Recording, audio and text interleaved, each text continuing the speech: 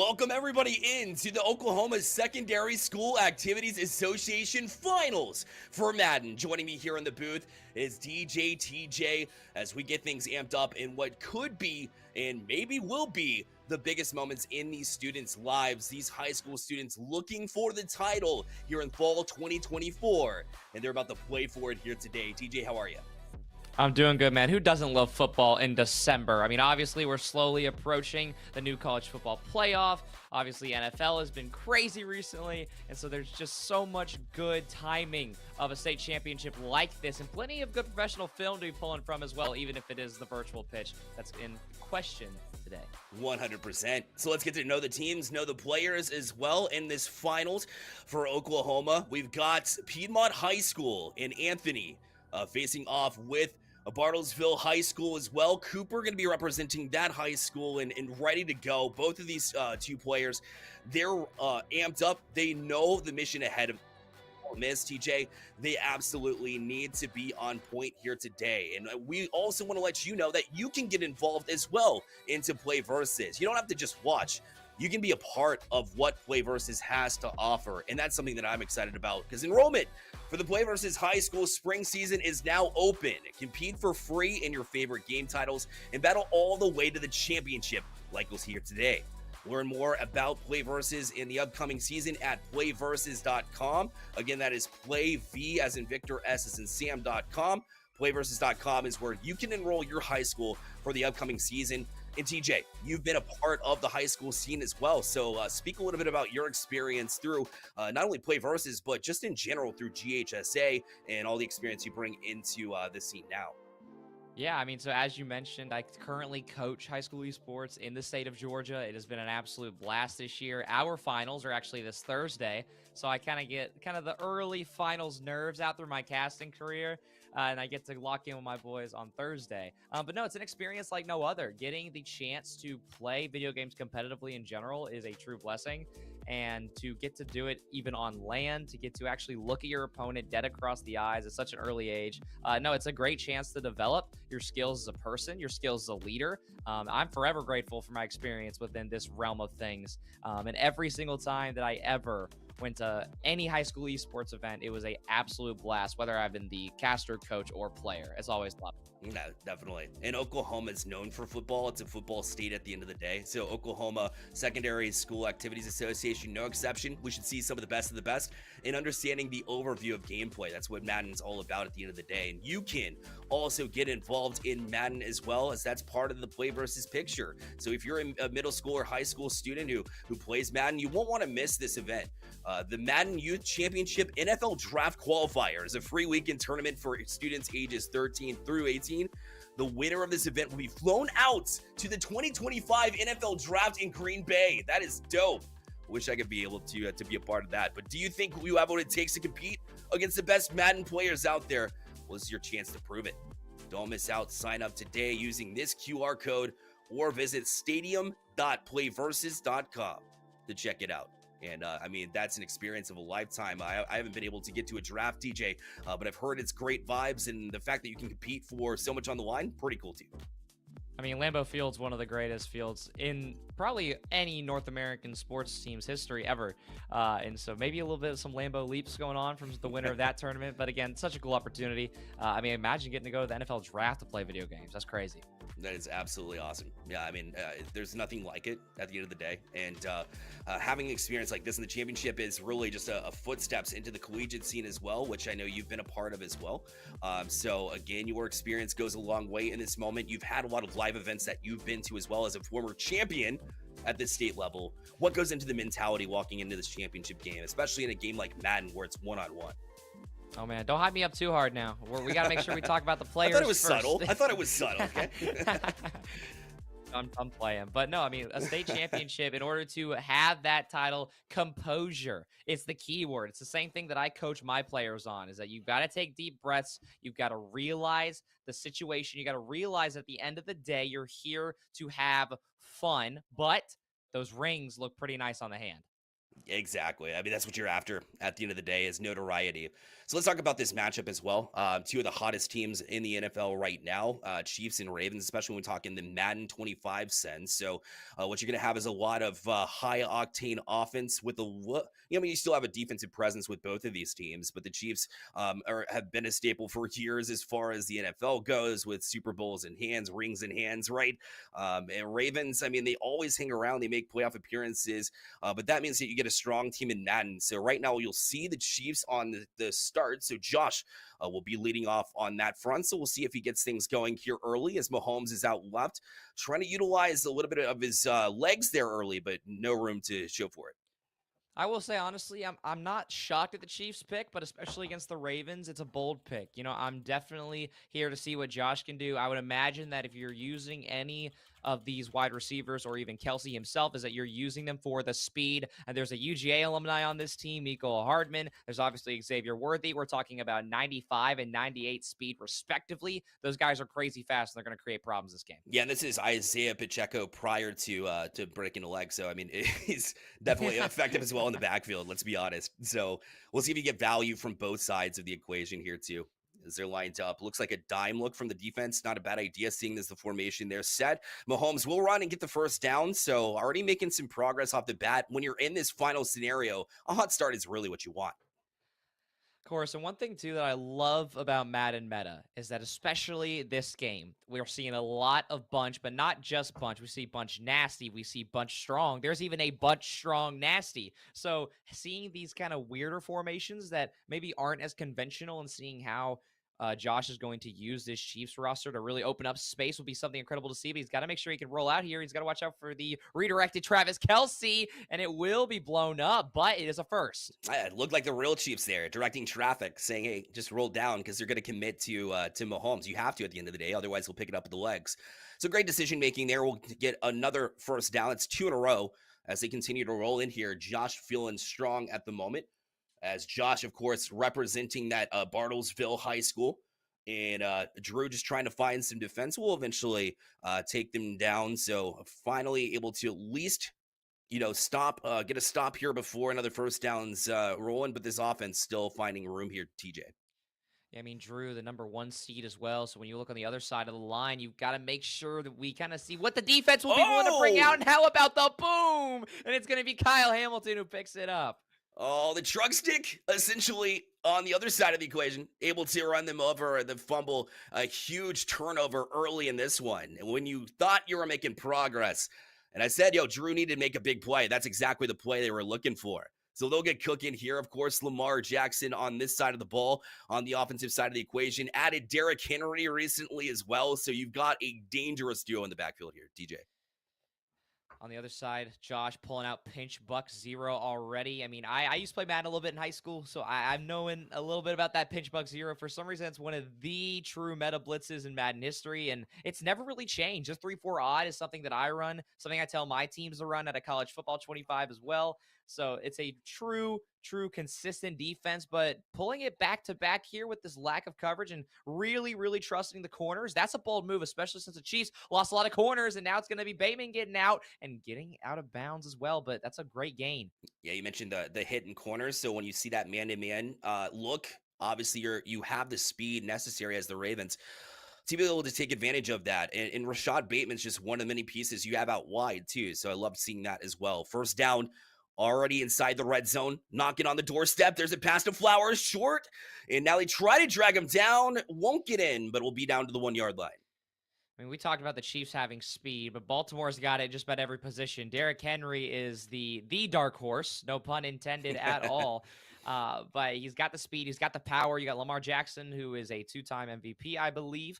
And then with the wide receivers too, I mean, I believe that Zay Flowers is on this roster. Obviously, we already talked about Bateman. And then obviously we got Mark Andrews at the tight end position. So really on the skill position side of things are fairly even. But again, I worry about these Chiefs corners trying to keep up, but also trying to seal the edge off as well. We'll see if they can hold up here. The Chiefs defense, as Josh will be looking at, it looks like they'll be at the 4-yard line for this attempt after that loss of 3. That's a quick straight screen out to the left, but Bateman ran into the defender instead. Looked like they had room to maybe swing it out wide, TJ, but just couldn't find any space there. I thought that was free for Same, sure, but same. maybe a little input delay there. Who knows? They are playing online. They're not playing on the same console here, so who knows there? A little weird, but obviously a huge goal line situation sitting at the 2. Lamar going to try and roll out right. He's got a few options. Back right Oh, corner, and it will be Rashad Bateman. An easy catch to go up 6. yeah, they're a little bit behind him, but at the end of the day, it's wide open. You're going to hit that every single time. So a quick start off the turnover. It was a huge story, right? Because Josh was pushing in, but now you've got Drew from Piedmont taking the lead early. So that's how you capitalize on those turnovers, be able to be smart with the ball, especially when you have great field position and be able to move that forward. TJ, that definitely worked in their favor here as of late, early, sorry, in this one.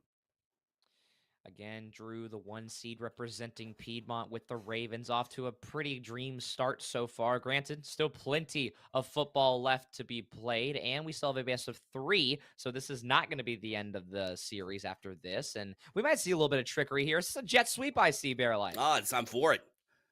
Want to see it come to life here. Hardman known for this play, obviously on special teams and in other aspects, including that jet sweep. And right now, able to take a couple of yards there, so wasn't able to gain the edge. And for that reason, it stopped before they can get the line to gain, but it'll be 2nd down and 3, a short field here. And, it goes into mentality here. You turn the ball over for your first possession, but you just got to get back out there. And we'll see if they do that here with a screen over to DeAndre Hopkins. Staying like true to his that. name there, too. Yeah. Gotta do what you can there. Gotta dive for every living possible inch here. You gotta take what you can get, especially when I think defensively that we saw Josh struggle, or sorry, offensively we saw Josh struggle a little bit. Defensively, I guess as well. But now back on the side of things, running trips a little bit wider, trying to use that sheep speed instead of running that trips formation. We'll see Mahomes drop back here. It's gonna be a very deep bomb Wow. to DeAndre Hopkins, and it's gonna be way too easy. Oh, Hopkins, known for the long ball, known for usually having to fight for it, to be honest. In that occasion, they didn't have to. Wide open chance. And now they break even at 7. The exact answer you needed to nullify that turnover a little bit earlier in this game. TJ, a fantastic turnaround here. But you're giving the ball right back to the Ravens. So we'll see if Drew can respond just the same. But, I mean, steps in the right direction here from Josh to get on the board there. As off this kickoff, it'll be Wallace. A little bit of room to work with. Is able to cut left around 1, but we'll make it just past that 25-yard mark, and we'll have a 1st and 10 from there. We'll watch Drew come back out, hitting bunch strong, nasty out rip here. Back at the 23, nothing to be too concerned about. Again, 38 seconds left in the first, so not under really any pressure. And I would imagine that I think Drew probably has Whoa! the complete wide open receiver down the field. It's Nelson Aguilar, untouched, uncontested, and unbothered in the back of the end zone. Bombs are free today, TJ. What is happening? You'll take it, though.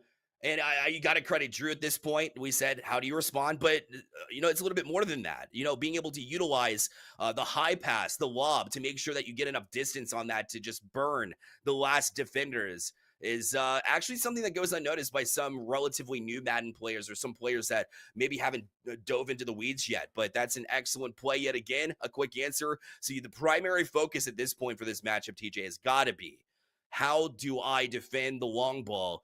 Keep it in front of you first, because right now, neither of them have been able to prove that on the defensive side.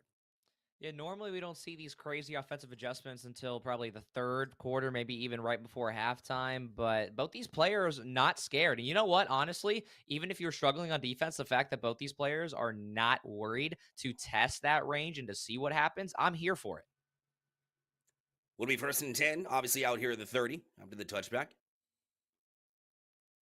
Now his crossing routes had an opportunity. We'll go to the sideline instead. Got both feet in. I believe no. Will not count it. So it'll be 2nd and 10. Out on the sideline, so much space, TJ. Unfortunately, just couldn't keep the feet in. Yeah, I think just an accidental pass lead. Obviously, Mahomes was rolling right, and it's hard to kind of time your left stick movement to keep that dead on the receiver instead of leading him out of bounds. So, unfortunately, that is the case. But one thing that I think everybody should take note of is that Mahomes' bazooka ability is almost charged up. One more big play, and we might see things open up. I mean, I already mentioned the deep ball before halftime, but if Mahomes hits his X factor, it's going to be huge for not only the comeback from Josh, but potentially to take his first lead as well. And I know we are all exhausted of hearing about how good Mahomes is. Let's be honest. But there's a reason Chiefs just get picked in Madden consistently. I mean, just the magic factor. Then you toss in that X factor, and then you literally become virtually unstoppable. You have to have a great defense, and right now, Drew's been struggling in that regards. Trying to give Ooh. it to Pacheco. Somehow avoided that first tackle. Didn't get much more, but I like the effort. I mean, double hit stick there from, I believe that was Roquan Smith, another UGA alum. Loving what I'm seeing from him. And now 4th down, we're going to see, this is actually on his own 40. I thought we were closer to 50, so a little bit risky, but we're going to see a lot of drag, some zigs come out as well. We are actually going to see an audible to a post here. Maybe he's going to try and slip behind Roquan Smith, but no, it's a great zig route from DeAndre Hopkins, and that's one thing you can bet on. He is an incredible route runner. Yeah, 100%. And then you had, one dedicated to the QB spy, which you almost always have to do with Mahomes here, especially the way he's been utilized early. So I did like that call decision to not just default to try to get it with the legs, but instead be able to hit DeAndre Hopkins on that crossing route. So well done there. Run up the middle here from Pacheco. Had space to run with, but unfortunately that cut took a little bit too long. So they'll gain 4. And we're marching down to the half, 3:56 left on this clock. Still plenty of time for Josh and Mahomes to really make this happen. So we'll see what they get done here on 2nd and 6. With the running scheme with Pacheco, I mean, he has almost every ability that you could ever ask for to kind of have that wrecking ball X factor if he did have one. As we're going to see Mahomes be forced out the back here, but Pacheco has an aggressive running style. There's a reason why the EA developers decided to give him his own running style, is because you've got to let him get downhill. You've got to let him be powerful, even though the structure may not look like it based on his build as a player, but he's still a strong running back, an underrated running back, and he can be a little shifty, but you've got to get him moving forward before you can start going side to side. I did like that decision making to just throw that one away as well. It'll be 3rd and 6 now. Here for Josh and the Chiefs as they continue to look to march forward here, looking like a screen drawn up. We'll see if they can execute on it. They're actually going to audible away from that now. So we'll check and see. It will be the run up the middle. A good play fake. Overworthy, but it wasn't landed. Instead, Simpson going the other way. Interception, pick 6. Yes, it is. Wow, what a game changer here. And Drew now will push it off to a 20-7 lead, which will cause a pause here in a moment to think this over. Or are they? Because right now, I mean, Drew's running away with this game one. I know a lot of time, but that is definitely just making sure Mahomes doesn't get that X factor, number one, but then a huge play to put points on the board yet again. I thought for certain that we were going to see that be the run side of the RPO. I mean, the bubble screen was blown up from the beginning. I mean, there was obviously that cornerback who would have made the tackle either way. That was Ty Simpson, I believe, who did get that pick 6. I think he would have made the tackle regardless, but Mahomes, very odd throws here. And obviously, we don't know if it was exactly user error or not, but regardless, crucial mistakes here. It's going to be hard coming back from 2 scores, but obviously, we are going to see Josh with the ball again here, and maybe his confidence, we'll hope it's not too shooken up, as we do want to see a very close game, and we'll see him send 2 deep, and I still like that. Yeah, exactly. Get the defenders marching backwards, get them into a dime, and then be able to hit them on the short game, be able to expose them, just keep an eye on those linebackers. If they start to commit back towards those, then you'll have open space up front. You have plenty of time. 3:02 left in the clock here in the first half. A little dump off to Pacheco. Pacheco is going to dive for it as well. Almost got the first down. It'll be 3rd and 1. Clock's still ticking here. And it feels like you need points on the board here, TJ, in this drive because, Ravens are going to get the ball back. So Drew's going to get that ball back. And so the last thing you want to do is have it this 21-7 mark. Otherwise, it's going to be a tall order. But right now, still moving the chains. So far, so good. I will say that it's bold to see that Josh is going hurry up here. 2 minutes left. I would imagine that we would see maybe some chew clock. That way we don't give Drew another chance to push the ball down the field. But so far, keeping things in bounds. And we should hit the 2-minute warning here, unless I believe maybe Pacheco did get out of bounds there. I can't tell. Yep, it looks like they did. The reps are at least signaling for, oh no, apparently not. So time will tick down. Well, either way, I mean, it'll be the 2-minute warning here. So, again, marching forward. Yeah, I like that idea. Chew clock, you saw was the adjustment made here too. But I'm seeing, at least a little bit of development here from how Josh is approaching this. But will he be able to get more on the board this time? It'll be a run up the middle. Pacheco, plenty of room to work with too. We'll work it back inside as well before it's tackled. We'll be inside the 40-yard line now. So marching forward and still taking time off this clock. So far a good drive as Josh is really, his decision making has been up and down. But right now I've liked what I've seen here, but you got to execute and you got to finish here on this drive. But instead you'll be sacked in the backfield and it'll be 2nd and 14 instead. Yeah, so this is the risky part is that you have to bet on your run game, and when it doesn't go well, now you're stuck with a minute left and looking at the 43. You don't want to get out of here with a field goal, so here we come out in bunch strong nasty once again. We'll see if maybe that crosser route finds itself open, or we'll see if maybe that Xavier Worthy speed can be of use here. We'll see him actually put on a go route. You got Mecole Hardman coming across as well, so I'm excited to see what is Josh's read progression here. We'll see him kind of look right. Not going to be able to find anybody instantly. We'll see that minor adjustment there, but the QB playmaker wasn't soon enough, and now we're sitting at 3rd and 14. Hey, what button makes Mahomes sidearm it? Because I feel like that was necessary in that situation. How many times have we seen that in that area? But incomplete nonetheless. 3rd and 14. 49 seconds left. Now you ran all that clock, but like I mentioned, you got to execute. So now adjustments being made. Does have a flyer out there. Hopkins going deep. You'll see one more on the wheel route as well, but everything seems covered here as they're in that prevent defense. So now it's a decision wide open over the middle. Where are they? Williams going to step up in time, though, and challenge it. Oh, that one's got to be a bullet, and you got to sit back on the right side to make sure the defender can't get there. So unfortunately, wasn't able to direct it well, and so it fell to the ground for 4th and 14 now. Got to see that a second or earlier. Unfortunately, there was a corner or a crosser that looked like it was about to open up, but great user coverage from Drew on Roquan Smith getting out there, but did leave that Travis Kelce kind of redirection playmaker once again wide open, but it wasn't seen soon enough. So here we go. 4th and 14, 30 seconds left. This is really good for Drew. If you get this stop, you could still go down and score again, and any points would be taken when you're already up 14. But for Josh, you need to find something here. And they'll get the ball back too. Imagine if you're the Ravens, if you're Drew. So this play really matters. Plenty of space. Mahomes will be able to get this one easily and will dive down here or slide down and we'll pick up that 1st down. A huge run from Mahomes and Josh.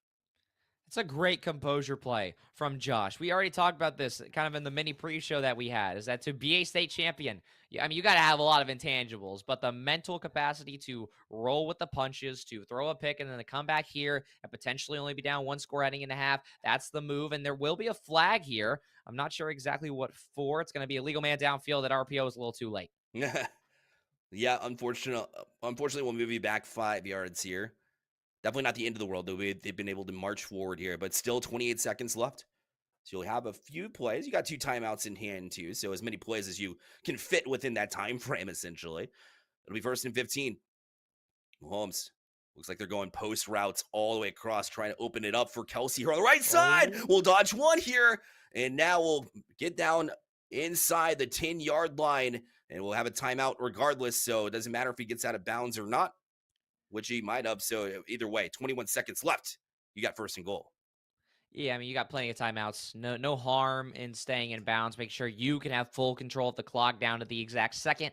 Actually, really like that play from Josh. This is, I think, what we are aware that they're capable of. Obviously, being the 3 seed in the state, we know the talent that is on the field here, but we got to see it down to the execution. We're going to see almost maybe a slide there early, but we'll see Josh take his points and bring us within 1 score as long as the PAT hits. Lined up for it. Should be good. Looks good. It is good. So now within 7, huge. And you burned off that clock. Just 10 seconds left.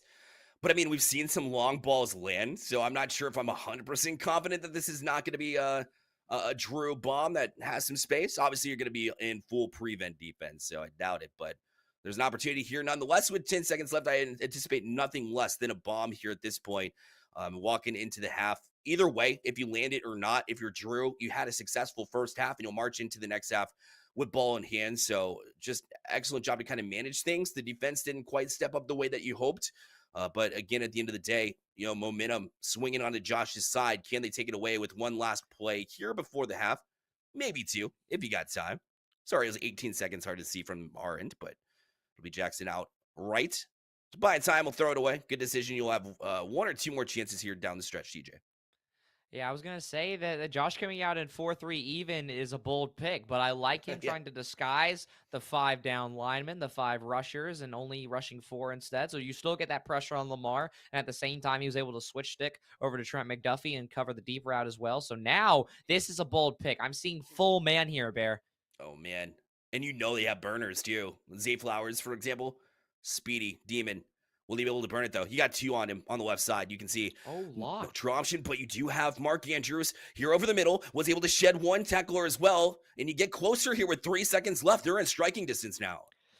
I thought the user had it. I honestly thought It's Josh had it close. there, but Yeah. I mean, across the body, Lamar, beating the running back allegations this season for sure, both here in this game and also in real life. And so now with 3 seconds left, we're actually going to see a field goal. I mean, hey, if anybody can kick it from the logo, it's Justin Tucker. I believe this would be a 62-yarder, maybe 61. We'll see it go towards. It's dead middle. Does that have the power? It does not. It's just Oh, barely short. I was about to get excited. I've got JT on basically all my fantasy teams. He just absolutely automatic from time to time. But a 62-yarder, that's tough. Even in Madden sense, trying to be able to not only get the accuracy, but the power, in addition to that, to go with that accuracy is very difficult. So was close. We'll give him that. But second half to kick off here, like we mentioned, Drew with the ball and 7 points in the pocket. But the last thing you can do is get complacent. You'll have to have a keen understanding of what Josh is coming out with you because adjustments are going to be made over the halftime. I mean, look, other than the pick 6, it's actually been fairly solid from Josh. So there's really nothing to panic over. Now, granted, the one thing that burnt him in that first quarter was this man defense. So now he's going to start doubling up, having the user, and look at the QB spies, look at the contain. This right here is what Josh was trying to do earlier. Able to execute. And now we'll push it forward here. You see them pull everybody up to the line here in this bunch situation. Still got three wide out. You got Mark Andrews up as well. So seems like they're going to get pressure, but they're going to drop directly back out. It should open a little bit of space, but nobody seems to find anybody open. But now wide open on the left side as Connor kind of drifted away from Aguilar, who is somehow still in this league, but does secure the catch here, and will move it down the field for a big gain. I mean, yeah, that's just unfortunate. The coverage was there. The play call was correct. But, I mean, hey, the AI are going to do what they got to do. And the switch stick, I think if it was a little bit earlier, maybe it wouldn't have ended up that way. But, I mean, I don't blame Connor there for trying to get back to Aguilar. And now we've got Reed by himself back there with 2 on. And we're going to see Lamar actually going to throw it and will not be a fumble because it's an illegal forward pass. Man, catching a break here. 2nd and 13, just reset. And in this meantime, you'll have trips out left. 13 again.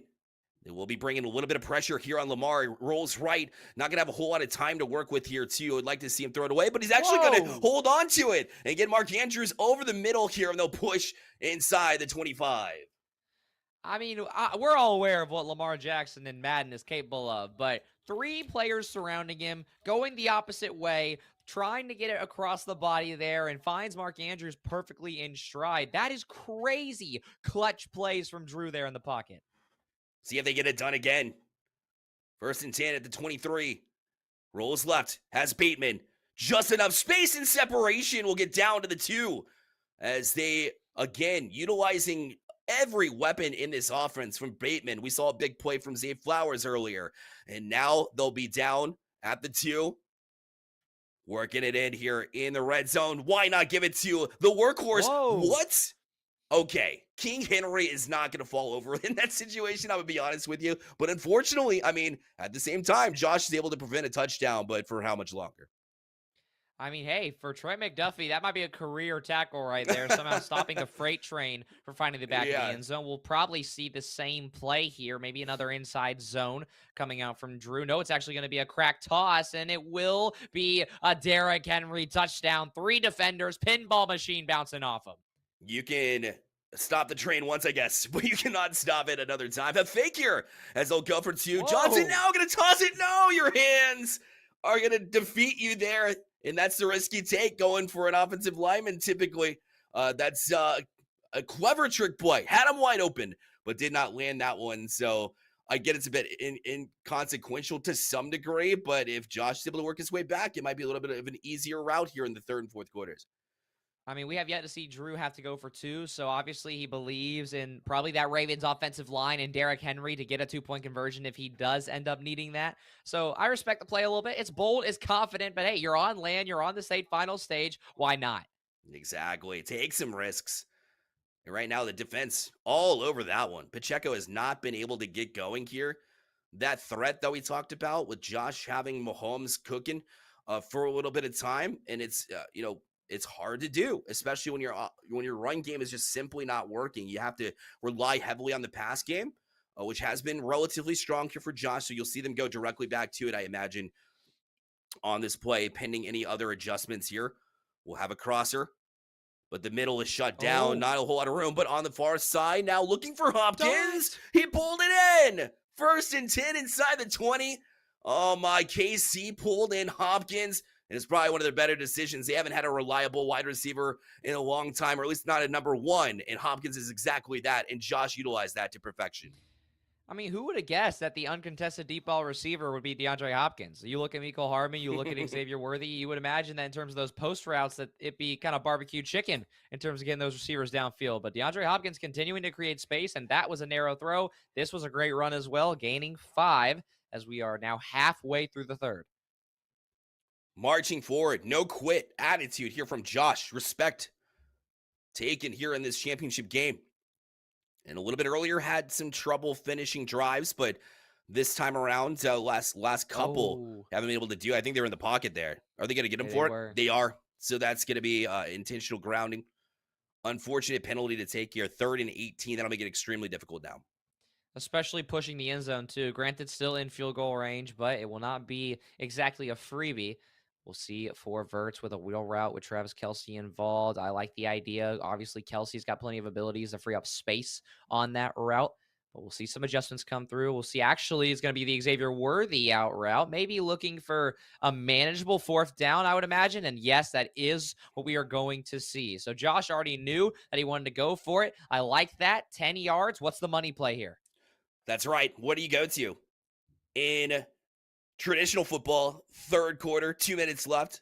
You're obviously debating. It depends on who you have as a coach, but typically you're going for a field goal here. But you don't have much time here in the Madden situation. In the finals, you want to go for it. 4th and 10. Lined up now. It'll be Josh's opportunity here. It feels like make or break. Obviously, it won't be the end-all be-all. Still plenty of time, but you feel like a lot rests on this play. Has an open man in the middle, and now we'll target it, but let it go too late, and it's intercepted. Van Noy able to just take it down, play it safe to the 29. And 4th down regardless, so even if incomplete, it would have been a turnover anyways, but you'll take it as Josh, had him wide open, just took a little bit too long.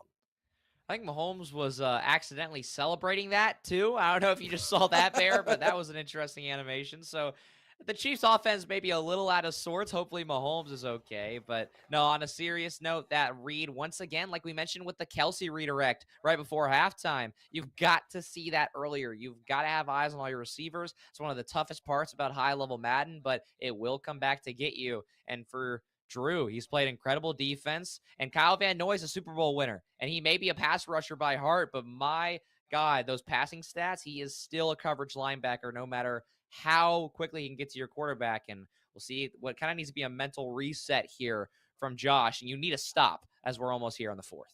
And it's going to be so difficult to do. The Ravens, if you follow the NFL, are always they seem to be trucking. They're really good late in games, whether it be their conditioning or just the fact that people are tired of tackling Derrick Henry. Either way, it can be very difficult to do, difficult to manage. And although you see these big stops here from Josh, they got a 1st down in the last play, but it'll be 2nd and 10. Still time off the clock as we head into the 4th quarter now. Like you mentioned, TJ, it's still a best of 3. So even if it feels out of hand here for Josh, you still have time in this 4th quarter, number 1. But even if you don't, you want some momentum rolling into game number 2, no doubt. I mean, there's adjustment-wise. What I kind of hate saying is that the defense truly hasn't been that bad. Like, allowing 28 isn't really dangerous, but that right there, you've got to watch your blitzes. That was the same issue in the 1st quarter. already kind of playing again. But with a team that has Lamar Jackson, no matter what the skill positions are, obviously you have to find that balance of how many can you rush, how many can you put in contain, and how many can you put in coverage. And we're seeing some problems. We saw a receiver wide open there, but maybe the safer and also more clock chewing route is the Lamar Jackson QB scramble. And we'll see Drew get back to that bunch strong nasty, trying to stall some clock out. Josh, once again, you need to force something here. That's right. And I love the fact that you just wait and keep it in your back pocket for Lamar when you haven't been, basically relying on the legs, but then you need a big first down to keep draining some clock. Excellent work to move back to it. Just simply a mix up at the end of the day. And it was able to work, burn more clock down to 3:35 here when the snap. 2nd and 10. Back down, was looking for Andrews, but he hesitated. A user error, I believe, here. And Cook, with the interception, has speed down the sideline, but somehow the offensive lineman able to push them out of bounds. Otherwise, a pick six would have completely changed things, but it's still a huge play for Josh. Yeah, how about that? You also have to look back at that missed 2-point conversion, the fake PAT. This is a game here, Bear. With 3 minutes left, we can see a score in the next maybe 40, 50 seconds of game time. Things could get interesting with 3 timeouts on both sides. Both players representing their schools so well already. And now we go back to work. If you're Josh, here are the Chiefs. 1st and 10, 3:27 left on this clock. Now it's a matter of just how quickly can we just gain chunks of yards is what you're after here at this point. Now looking for his reads. Nothing quite open. Mahomes, lots of room to work with. Now we'll launch it down to Worthy and jump back for it. No, but another user adjustment. We'll find another interception, and Drew will get it directly back. That's risky. It's risky. It's panicked. I mean, obviously, you can see it on the throwing meter. It was an accurate throw on the run, not on the money on the meter at all. And there was room in that corner, and it looked like Xavier Worthy stopped in his route. So maybe a little bit of AI bug and maybe a little bit of user error as well. But that one hurts there. It's the 4th turnover for the Chiefs side. Yeah, those have to clean up here in this match. Otherwise, in this best of 3, the overview match, otherwise, it might be an issue moving forward. Just haven't been able to solve that puzzle. And now you're allowed the chance to burn all this clock. Josh, still 3 timeouts in hand. So you need to make these big stops. That's one of them. As Henry not able to get to it. We'll see if they run down to the 2-minute warning before they want to burn their timeouts here. It seems like that might be the play, and it is. No need to run a play here if you're the Ravens, unless you want to, unless Drew wants to. But he'll burn it down. 2-minute warning, 27-14 lead. So it's a 2-score game here. And now just looking to burn a clock. 1 first down should burn the rest of this, DJ. Yeah, I mean, this is a really tough spot. Again, I think you're gonna kind of be forced to get a user lurk of some kind, but with 4 receivers and Derrick Henry running out as well, you can't guard them all. As that drag actually may have been a pick. I think that might have been the throw that Drew was gonna make. So unfortunately, but also fortunately, it's not a pick, but it is a stop. And again, with an early score, with one big deep route, maybe another DeAndre Hopkins masterclass, this could be a game again. And keep in mind that was an incomplete pass as well, barring it could have been a fumble with how his throwing arm was messed with there, but it still paused the clock without having to burn timeouts. Imagine you get a touchdown here as Josh, you'll still have all 3 timeouts in hand, so you really have given yourself an opportunity to stay in this game. So I do like this. There are worse situations you could be in if you're Josh, is what I'm trying to get at here. As he'll take a 1st and 10 here from inside the 30 from the 29.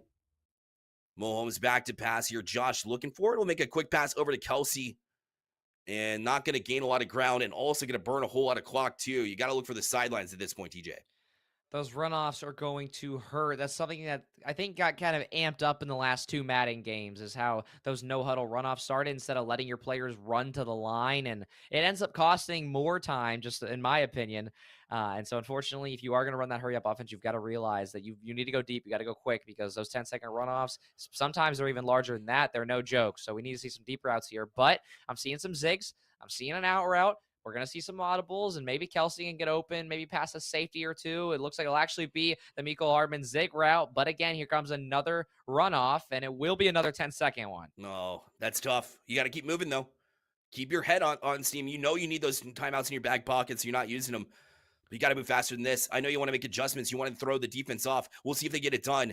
You've got a fly route if you want it, but it's covered nicely by the safety. Not going to take the chance on this one. So Mahomes just going to gain a few yards and get out of bounds. But tick, tick, tick, TJ, it's down to 42 seconds left. I mean, of all the ways that play could have gone, cool with that. You get 6 yards, you get to move to the left side of the field, and I think with a right-handed quarterback, you would rather have your post routes moving that way to the right side anyways.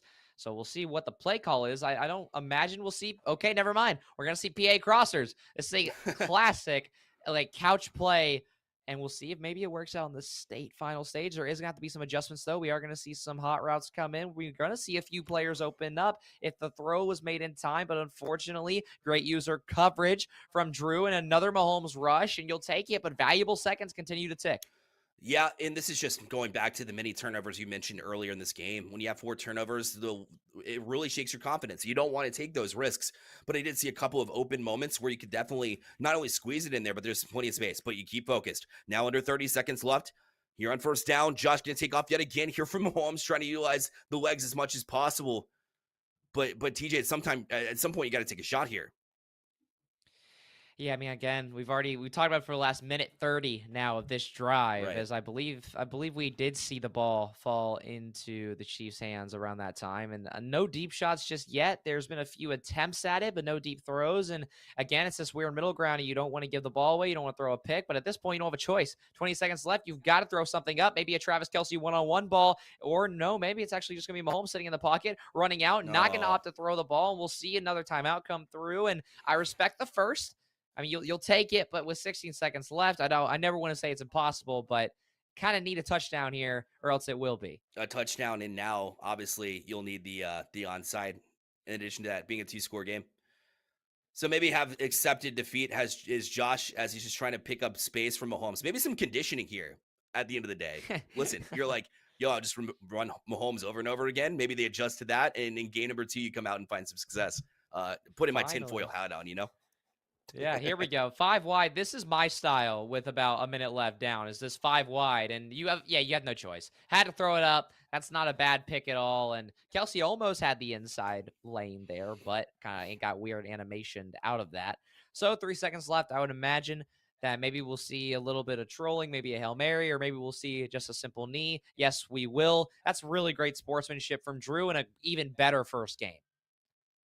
Drew from Piedmont High will be 1 game away from the state championships here. So just excellent work from him, able to get it done here in the first one. Even starting off on the defensive side, deferred, and when he did, he made good use of it. Turnover on the first one really set the tone there, TJ. And so for the Oklahoma Secondary School Activities Association, we had a good one. Pretty close at the end of the day. I've seen some blowouts in Madden. Let me tell you, that wasn't one of them. Josh was making some progress there at the tail end. Just a few different decisions, and it's a totally different ball game. And I do see an opportunity for Josh to push the grounds here and really push for that game 3. I mean, me and you have both seen a lot of sides of high school esports. I think we can agree that mistakes is what it's all about. Obviously, in this field, developing students, developing competitors, it's not easy to play a perfect game. It's very rare to see a perfect game. It's rare to see sweeps in many of the other titles as well. So it's not all about your mistakes as it is about what can you do when you sit down with your coach, when you sit down with maybe your friends who you also play with, or whatever that high school system looks like for you, and what are your adjustments. I will say, with 4 turnovers and only losing by 13, I actually like Josh's odds in the second game. No doubt. I mean, decision making at the end of the day in a championship match is very difficult to make that adjustment, especially mid match. That said, we have a tech pause. So for that reason, as they try to adjust some audio on the stage, you have a chance to really think things over. And I know it's not very restful because you're kind of working to try to find the solution here in this situation, but at the same time, you can still take a moment and reflect on that and really just a couple more decisions. But one thing you can't do if you're Josh is you can't be sitting there and pointing at your mistakes or being nervous, timid, like we saw in that last drive. You have to come out. Don't be too bold. Don't get crazy with your decision making, but be able to at least, put some pressure on to Drew, who's had relatively free range, especially that first and second quarter. The first half for Drew was excellent. And if Josh can just come back out and have a good start, I think he's got a great chance as well. Yeah, and Barry, you can correct me if I'm wrong, but I believe with the play versus rule book, Drew still gets first team pick. I believe that's the case. That's so correct. As long as they get to stick With the Ravens, once again, I would imagine that we'll see the consistent style of you don't really have to run with Lamar that often unless it's an absolute emergency. And if you're able to route open players like Rashad Bateman and Nelson Aguilar, I think Drew is going to be just fine. That's more of a dig to Aguilar than it is to Bateman. But I think Drew's going to be fine. They've done a great job so far in scheming around Lamar and Derrick Henry, balancing the run game with the passing game. I mean, hey, it's total football at this point. No doubt. I like the success I've seen from Drew in the passing game, because Henry has been a bit of a factor, especially when we get towards goal line, but we haven't seen any breakout plays from that front. So, but still, regardless of not being able to open that up, still being able to at least, find every target that you can. It almost feels like he's the one with the Chiefs mentality of just next person up, next player up. I have all these weapons. Let's utilize all of them. So it's almost like Drew is utilizing a Chiefs strategy when we talk about traditional sports. But for Josh, I feel the same way. We saw plenty of plays, only got one dimensional on that last drive when you saw Mahomes take off multiple times.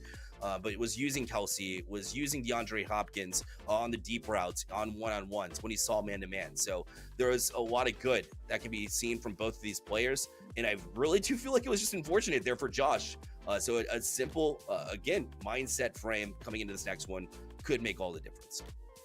Yeah, I mean, Josh has plenty of options on both sides. I do think that the only major adjustment as a coach that I would say is that you have got to stop going man up. Even though that there is players like I already mentioned, the dig at Aguilar. Bateman is a fast receiver. Zay Flowers didn't even get a catch that game, I believe, but that is kind of worrying that Zay Flowers has kind of stayed hidden in the offense, and I would worry that maybe we'll see them get open maybe later in this next game or maybe off the gate on this game. I'm not sure how. We'll see. We'll see the Ravens side end up utilizing Drew. Again, I got to make sure I'm getting everything correct there. But getting things correct, Drew, again, doing a great job. The 1 seed showing everybody why they are that high, why they are the best in the state. And they're 1 game away from proving that.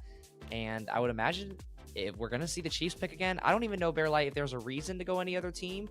I mean, even in my Madden experience, the Chiefs, and you mentioned this earlier as well, 2-time Super Bowl winners have been a great Madden pick for forever. And there's only so many teams that can really compete with the Ravens in general. And unfortunately, I don't know if there's a team with good cornerbacks who you can take before you start giving up maybe your box, maybe your front 8. Maybe you let Derrick Henry go crazy on you at the expense of getting Nelson Aguilar. But I'm not sure what the play is here, but the man coverage is, I think, the bare minimum. Yeah, agreed. Micro versus macro in that sense of you saw in the first quarter, a lot of deep bombs. So you can make in-game adjustments. It's just like, how do you get the right personnel out there? And then we see Ravens both ways. So Josh going to move over to the Ravens as well. Going to figure out exactly which one is which, because that would be a determining factor. So if Prod can let us know those details. I'm not seeing it on my screen at least, but we'll get you those details in the meantime.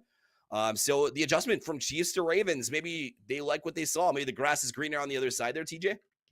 I mean, well, I got to be honest. I did not know you were allowed to do the same team in play versus. So you know what? Fair play when you're looking at Josh. And I also believe I can help clarify. We are watching Josh's perspective.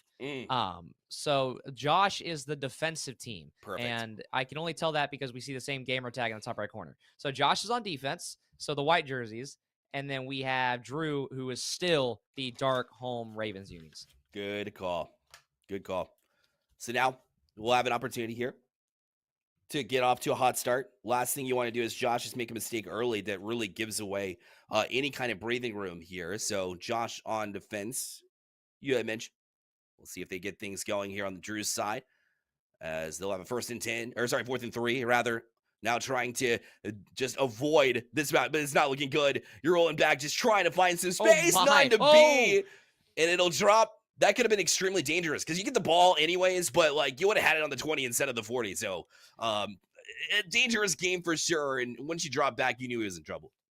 I mean, if you're Josh, this is why you switch. This is why you pick up the Ravens. They have a much better front 6, 7, 8, however many you want to rush than a lot of teams in the league, and probably maybe the best front 7 or front 8 in the entire league. So great use of the rushers. I think we saw 6 players on Lamar Jackson. And hey, even though that is what it takes to stop a player like that, as we'll see the other Lamar Jackson throw an incomplete pass here, you take it if you're Josh on the defensive side. Absolutely right. Marching in, it'll be 2nd and 10. Josh, again, now with an opportunity to get things cooking to some degree. As you'll see them line up with two left, one right. Mark Andrews, who was a factor in the late end of things last time, although it was a whole lot of other options early. Now back to pass. Alpin, Zay Flowers. You said There they it needed to get is. involved, and sure enough, that's exactly what we see. I mean, I will say it's not Josh's, or sorry, it's not Drew's Zay Flowers, but it is Josh's Zay Flowers. So that's one thing worth noting too, is how similar is the scheming going to be when you have the exact same skill players, the exact same roster? But wait a minute, I think, is this another jet sweep or is it the fake zone play? Let's see. Lamar's going to fake it. It will be a zone. Derrick Henry's got plenty of room to rumble and stumble, make it 90 yards. It will actually be inches, so maybe 9.5, and he's credited with 10 on the stat sheet, but I'm liking this from Josh. He's getting a little spicy with the play call. Yeah, that's right. You know, the passes were a little bit risky, and the way that you need to kind of combat some of your mistakes from earlier is ball control and being able to make sure you have ball security. And moving forward, I mean, that's the easiest inches you're going to convert there with Derrick Henry. That being said, it was close, but still in the red zone with a 1st and 10 from the 13. Now lineup, you see the adjustments being made on the defensive side to try to combat it. But right now, Lamar Jackson out left, not a whole lot of space. In fact, looked like targeting. The little bit of Madden animation was interesting because he was down on that slide, but either way, it's not a whole lot of a pickup there. I don't think I've ever seen a targeting in a Madden game ever, but it would be funny if it came out in a game like this. And I'm sure Josh would enjoy it. Drew, maybe not. And Drew probably not enjoying this either. This might be the first time that we have seen him caught inside the 10, as I believe both of Josh's touchdowns from last game were bombs. So we'll see what the goal line plays are here. And so far, so good when the stop of the run. Yeah, they've been able to be a little bit more effective. They're already great in game number 1. Don't get me wrong, but the adjustments being made to play a little bit tighter have been really, really strong. Lining up here in the 4-3, looking to maybe combat some of the inside routes. We'll see how the linebackers play on this one. I have a feeling that they're going to play a little bit closer in, try to take away some of these crossing routes. It'll be difficult here in this situation as they play zone. See if they can pick them apart. Here's Josh on the run. Oh, Lamar Jackson cutting inside. Fumble. Oh, it's in the end zone. Touchback as they lose the ball. I was just talking about ball security and the irony. Hope I didn't jinx it on this end, but a great drive goes without any results as Drew will get the ball back. I mean, even with Lamar, you just have to be careful. Ever since I think Madden 20, Madden 21, whenever Lamar was the cover athlete, they've kind of upped those fumble odds. So unfortunately, that hurts if you're on Josh's side. And we'll see Josh back on defense after a fairly strong drive before. So again, still 0-0, but you would have loved to come out of that one with points. Yeah, unlucky. That's the second time on Josh's first drive that we've seen a turnover. And that one hurts a little bit more. Being in the red zone, pushing, getting this large drive. But you got to move on. They're going to try to get it back here as you see the blitz sent. But they're not getting a whole lot of pressure out of it, to be honest. Not until the tail end of it. But luckily, in those 1v1 situations down the field, everything was covered. And so that really saved you at the end of the day and almost took a huge sack was Drew. But they were able to at least get the ball away. I think if Drew had a split second, we might have seen a dot of the century. I think we saw half a step on that back post, and it would have been close with the user, but I respect the attempt, and it worked as kind of a throwaway regardless. And how about this is a dot to Zay Flowers? You mentioned it earlier. This time it is the actual Zay Flowers I was referring to. It's Drew's Zay Flowers and a great inside throw. That's right. Utilizing it very nicely. I mean, Josh could have been listening to us too, to be fair. But now you'll see the defensive lined up. They want to bring pressure. Josh has been trying to get at it. And Drew's been doing a great job to get around it, but that's going to be tough right in your face early. I don't care if you're Lamar Jackson, Usain Bolt, doesn't matter. You're not getting away from that rush. That was awesome pressure to get that sack. The word of the day is heaters coming off of that edge rush right there. And we're seeing almost 6 players rushed every single time. And so again, Josh, I'm loving the blitz calls and I'm here for it. And luckily, we do see an audible out of it because whenever there's 4 receivers, especially Mark Andrews lined out wide as well, I agree with this call, rushing 3 instead. Quick turnaround as well. Don't want to give up any kind of space here. 1-on-1 eventually. Oh, it was open. Didn't hit him though. Now back for it. Zay Flower though. Great turnaround. Getting back towards your quarterback. And being able to make that catch and turn on it. A great job from user to be able to get back and find that space and pick up a first down. I think we both saw that back post again. Yep, That thing is just barely peeking at us every single time. I'm loving the option, obviously forcing the user to go over there. That left the Zay Flowers route wide open. A great call from Josh. Again, he's continued to have this coaching masterclass on offense where he can spread out all of the skill positions no matter who he's playing, even if it's against his own Ravens team. And he's doing a great job of making sure receivers can stay open, find some space to work as well. We'll see maybe a little bit of clock chewing here.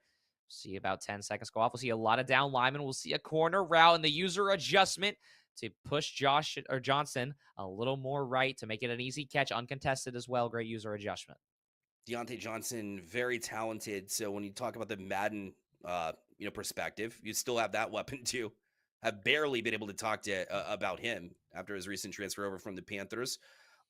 Mostly because he's suspended in real life. But here in the Madden sense, still getting some value out of that nonetheless. But again, a long drive from Josh was nullified from the turnover, a fumble into the back of the end zone from Lamar Jackson.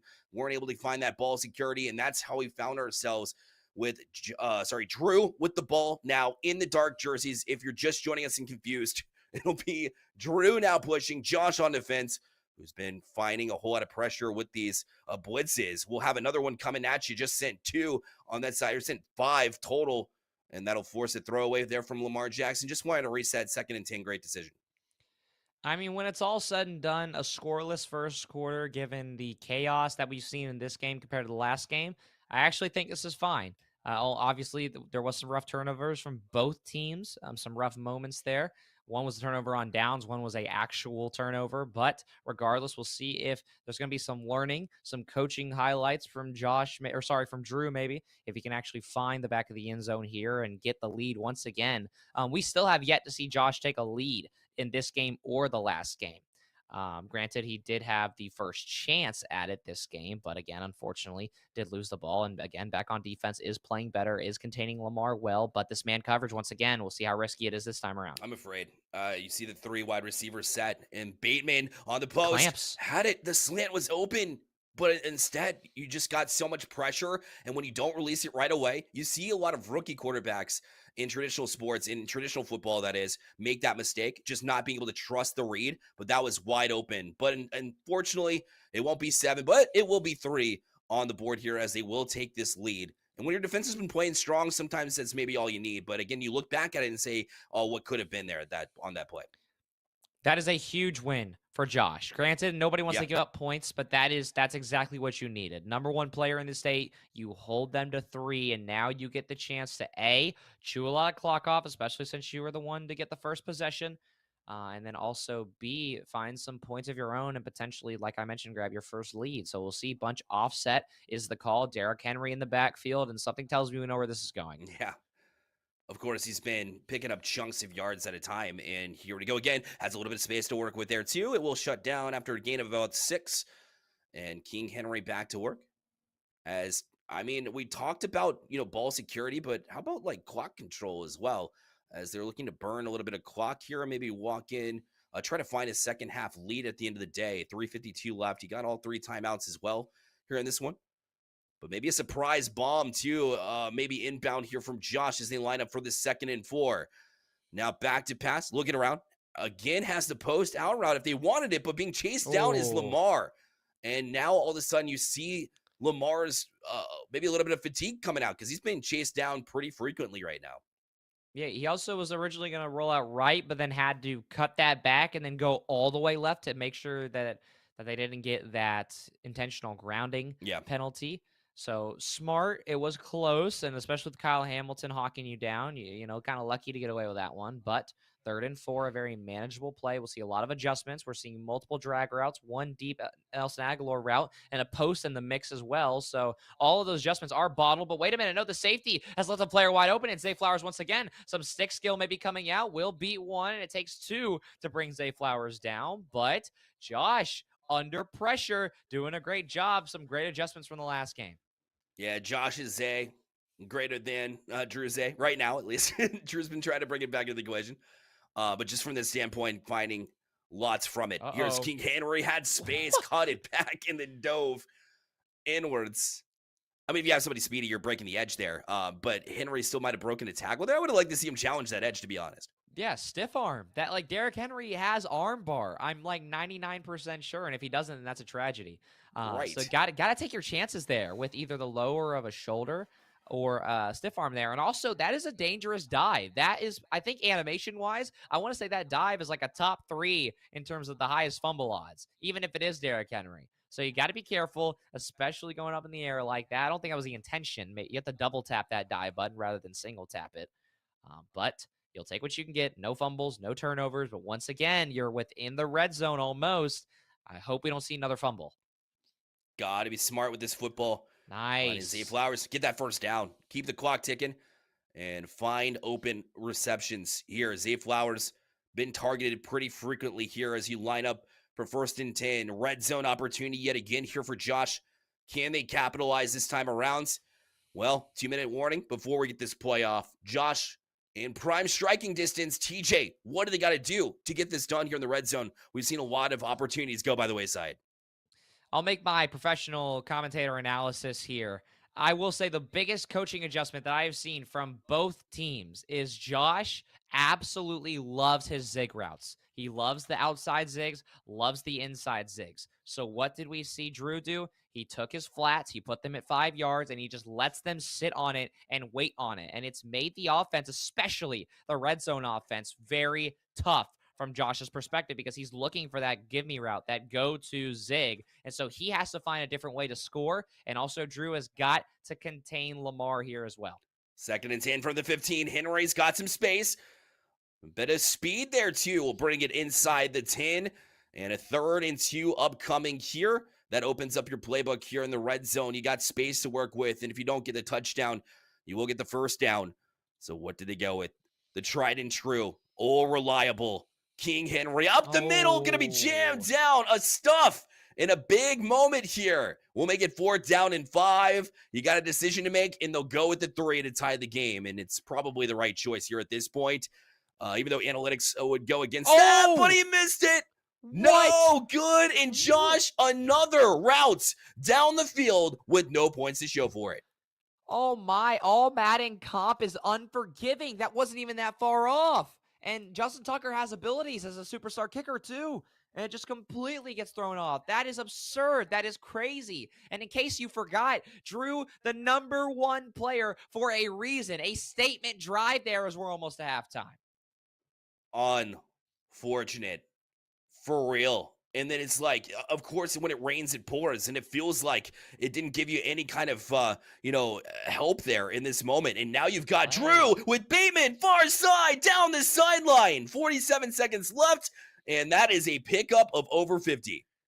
This is masterclass efforts from Drew. If you want a state ring, you've got to earn it. And Drew is playing his cards exactly right. Down to the 25 in ideal and pristine position with 40 seconds left. Lamar's going to roll out and find Mark Andrews, a big body, and an easy catch with 40 seconds left. And yes, plenty of time. It'll tick down a little bit here. Out of timeouts here, so you definitely have to be wary of that. Anything over the middle has to be, well, actually, I think it's the other way around. Here comes Henry, trying to push it forward. Always hard to tell when both teams are the same team. But now they'll have a little bit more. So they do have the 3 timeouts, 27 seconds left. Now looking to push in. And they'll have an opportunity just outside the 20. Lined up for the raid. You see it. It'll be zone coverage yet again. The fake to Henry. And Zay Flowers wide open for the touchdown. And Drew now will march up to 9-0, 10-0 pending this extra point. A huge conversion of yet another unfortunate drive that ends too early for Josh. I mean, again, this is John Gruden levels of masterclass. This is like the gritty 90s type of offense that you never know what you're going to see, and it is completely, it's just every decision is right. Every single decision is right. We're not seeing turnovers. The only time we did see was a turnover on downs from Drew. I don't even know if we've seen him throw, I think he threw 1 pick last game or had 1 fumble maybe. Yeah. I mean, he continues to be confident and continues to be dominant. 10-0 lead. About to march into half. Now you've got 23 seconds, no timeouts. If you're Josh, if there was ever a time to take a shot, we were kind of urging you to do it pretty frequently last time. Well, now is when you have to. And Lamar takes off here. And we'll march it down forward, but to the middle of the field. 17 seconds left here. Will they have the opportunity still at one timeout in hand?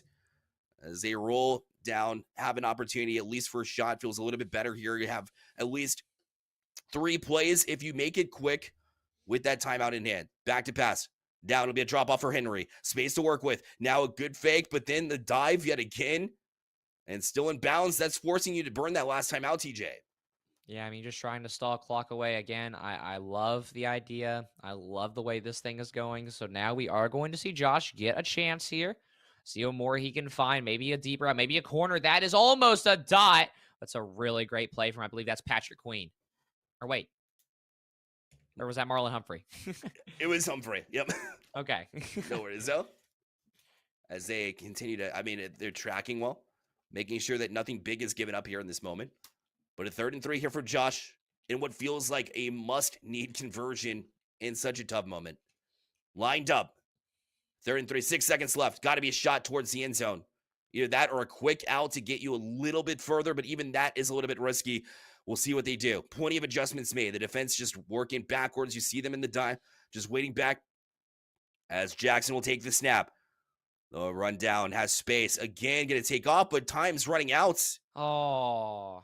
And I think he thought that he could get the first down, tuck out of bounds before the clock went out, but unfortunate clock management error yet again from Josh and Drew in prime spot heading into the second half of this game number 2.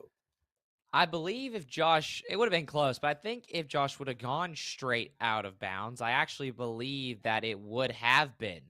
It would have been enough, and it may have been field goal range for Justin Tucker. We already saw like a 62-yarder that almost made it, so I would have liked the chances for maybe a little higher up on the logo that time around. But the good news is that Josh will get the ball to start off. So I was actually wrong. I thought Josh got the ball first, Same. but it was the other way around. So now Josh gets the ball. So this is actually fine. You didn't get the field goal, which would have been pretty huge, pretty clutch to maybe tie it up, but a touchdown here would do wonders as well. Great crossing route, and that'll be a first down from Deontay Johnson. Josh, I mean, it hasn't been an issue getting down the field. It's just what you do on the tail end of the drives that have been a little bit unfortunate. Got to find a turnaround now. 1st and 10. All the way back down at the 47. Now looks around, has the reads. It'll be Andrews yet again. And just seems to be the old reliable here. I mean, it almost seems like an automatic read to go to Andrews here instead of giving other options a chance. I saw Deontay Johnson on the last one, but that one seemed like a default here. You still pick up 3 yards, though, and now looking to march forward even more still here, TJ. See some audibles, see some moving receivers, just some overall confusion. Josh kind of plays this looser style of offense, and it's worked in his favor. Completely opens up the middle there. I believe that was another zig, or maybe it was just a simple drag, but either way, they will find an easy first. 3 minutes left, just or about 3 minutes, 30 seconds, just a little under 4 there. And Josh still has plenty of time, but you need to see a touchdown, I would imagine, maybe before the halfway point of this quarter. But, running clock down, that doesn't hurt either. And I kind of think that's maybe what Josh is going for. But as I say that, here comes some no huddle. We'll see what the play call is here. Again, likes these short passes, at least likes the look of having a little bit of space to it as well. But you see the linebackers there have an opportunity, didn't want it. There was 2 on the man to the right side. Now looking for his target across the middle. Nothing there. Now coming back for it is Aguilar as he'll make the catch down at the 20. So another red zone opportunity here from Josh. What a throw from Josh as well. Timed up and placed perfectly on that left side, just about as far as he could have possibly had it on the run. I mean, any more right, and that's a pick. So huge play. Way to step up. 2 minutes, 20 seconds left here in the third. Again, major red zone time here for Josh, who struggled in the past. He's got Derrick Henry in the flat with a little bit of stick skill. But speaking of stick skill, taking out the knees there. What a tackle from Drew. Yeah. Able to hit him low and take down the king, if you will. I would have liked to see, again, another opportunity to just try to by pure strength. Another dive from Henry will get the first down. Here from Josh, again, risking with that dive. We'll see what they get done here, though. Inside the 10. 1st and goal. Minute 15 left here in the third. Will be 5 more minutes in the fourth quarter. For those of you who are just checking out Madden, maybe for the first time here, even with the PlayVS, with the parents that are here as well. Oh, and that pass from Deontay Johnson, but he wasn't able to hold on to it. And now if he got free, it would look good. But again, now we're in the situation where we'll be sitting at 2nd and goal. And now you have an opportunity to maybe take a shot here, but you got to be bold. You got to get it done, TJ.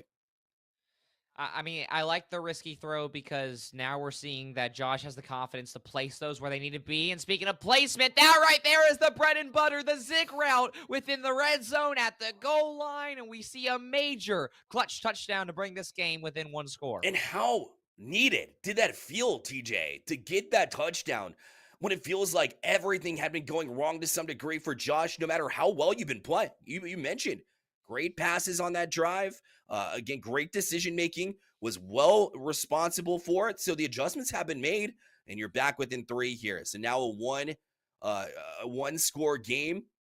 Needed to see at least a drive finish in the positive mindset, and not only with the field goal, but you didn't need 7, but it felt like you did after how long it had been since you got a touchdown here. Josh putting things together. Let's see if Drew can answer, because every time we've seen Josh put one on the board, Drew's come directly back and put one on himself. You have to have an answer. You got to play big defense here. Yeah, I mean, full credit to Josh. Normally, I would say that if a player of mine is scoring his first points at the last minute of the third quarter, normally that spells disaster for the average Madden game. But Josh has done a really good job, and no matter what, they have stayed composed. They've been incredible on both sides of the ball, holding the number 1 player in the state to 10 points, and now with a chance to potentially force a turnover or maybe even get a stop, as that's a great chase down tackle. And one more play to get another stop and force a 4th down. And then we could be in a very interesting spot going into the 4th. We'll see if Drew lets this clock roll out. He will. So 4th quarter here, Bear Light. Things down to the wire in game 2. Drew with the prime opportunity. You're in the driver's seat at this point. You've got a 3-point lead. You have the ability, if all things go right, if all systems go, you have an opportunity to make it a 2-scored game in the 4th quarter and really force the hand of Josh here. They're going to try to get it done. Saw everybody cheating up. And Rashad Bateman in that 1v1 situation, just a great place to throw there to make it inside and get the first down. I mean, Drew has found their own version of this bread and butter of just that inside lane that's wide open. And Nelson Aguilar, how about a little bit of route running on Kyle Hamilton? I'm not sure how that happened, but Nelson Aguilar making the X Factor look crazy. What did I tell you? Another quick answer from Drew. It's been absolute pleasure to watch Drew operate.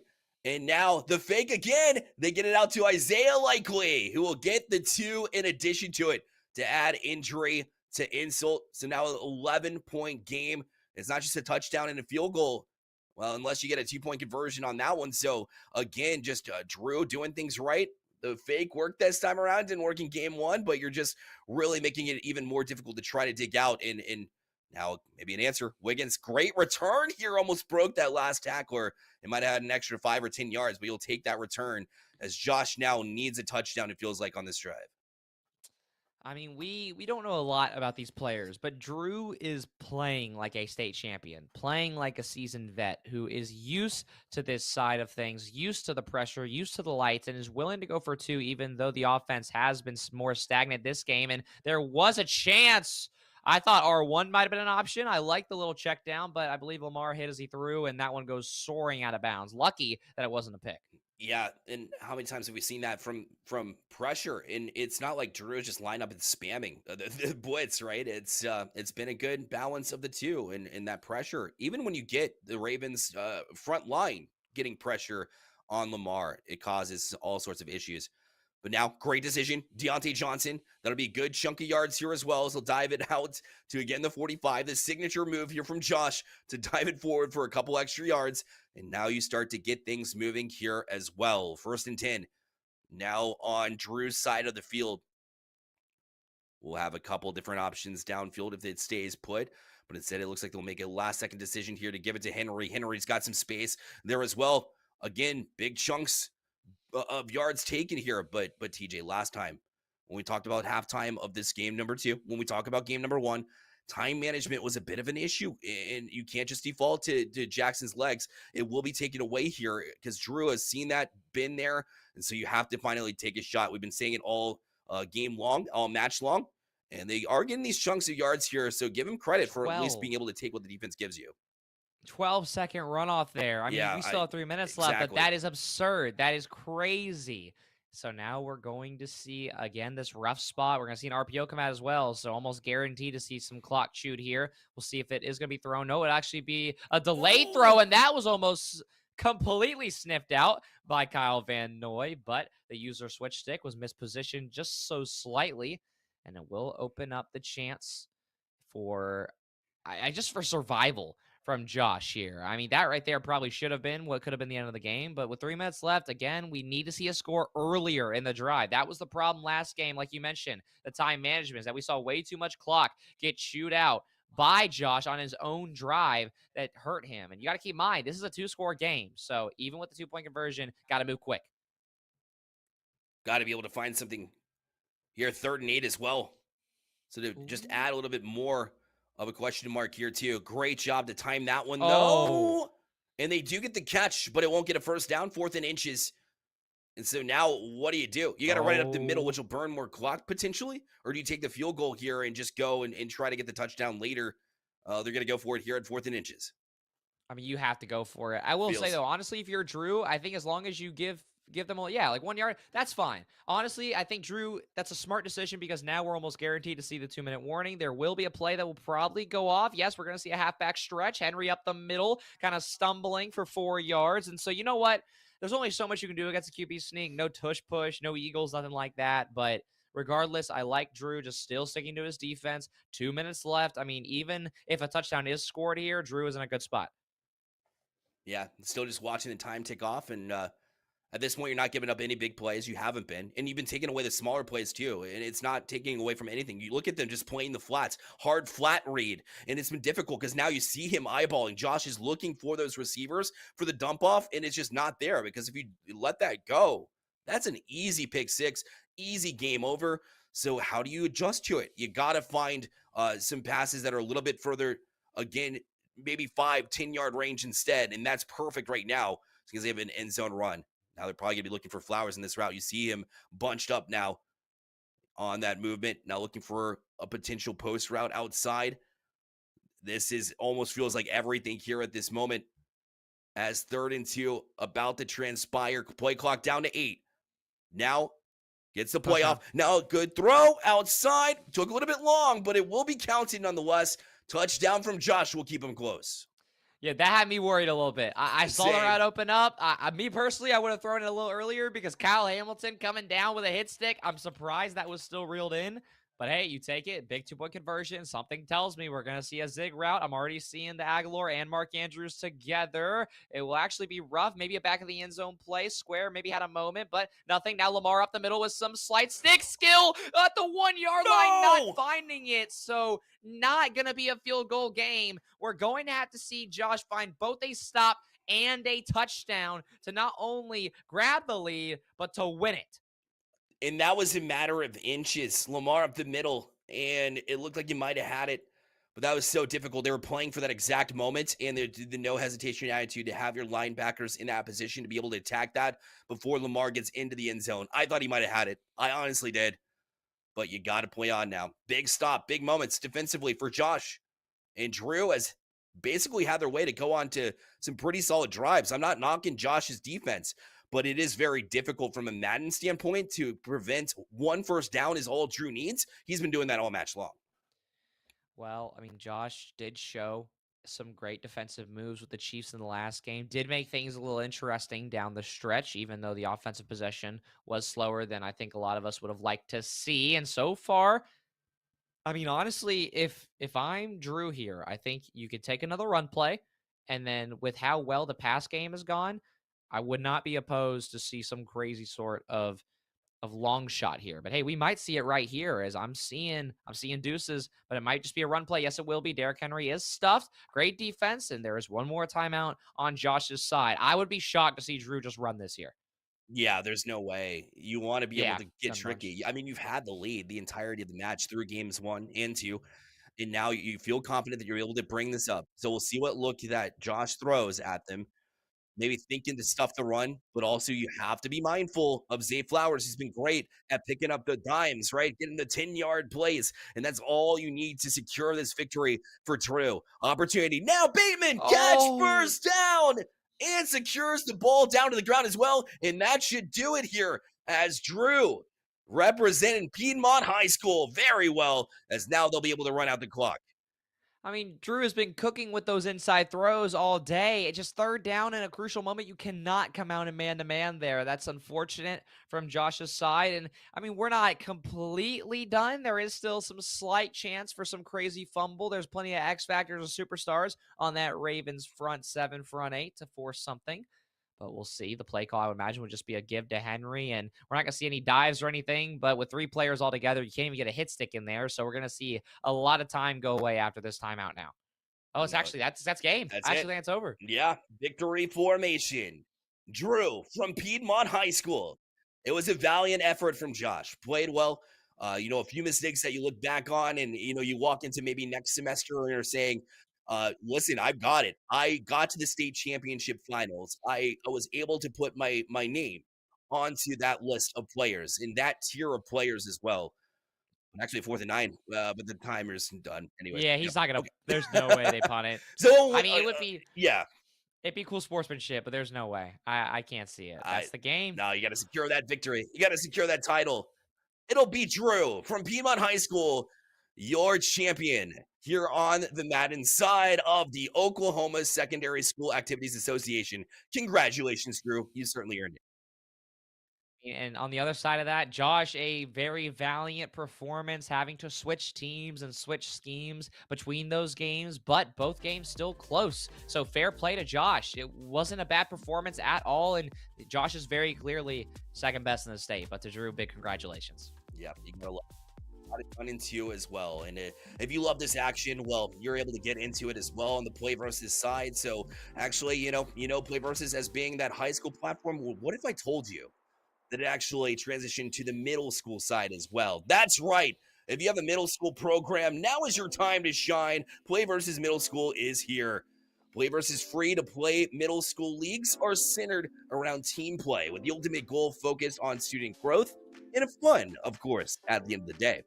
Enroll your middle school for the upcoming spring season and learn more at playversus.com/middle-school. That is PlayVS, V as in Victor, S as in Sam.com/middle-school, and get your middle school registered for some great fun and great competition here, as we saw in this one.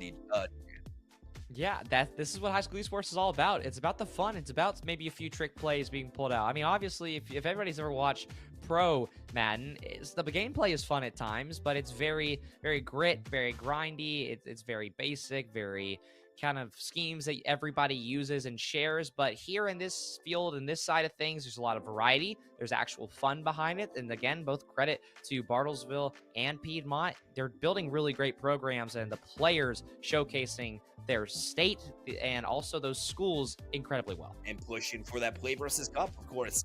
At the end of the day, after all seasons are done here in the 2024-2025 calendar dates.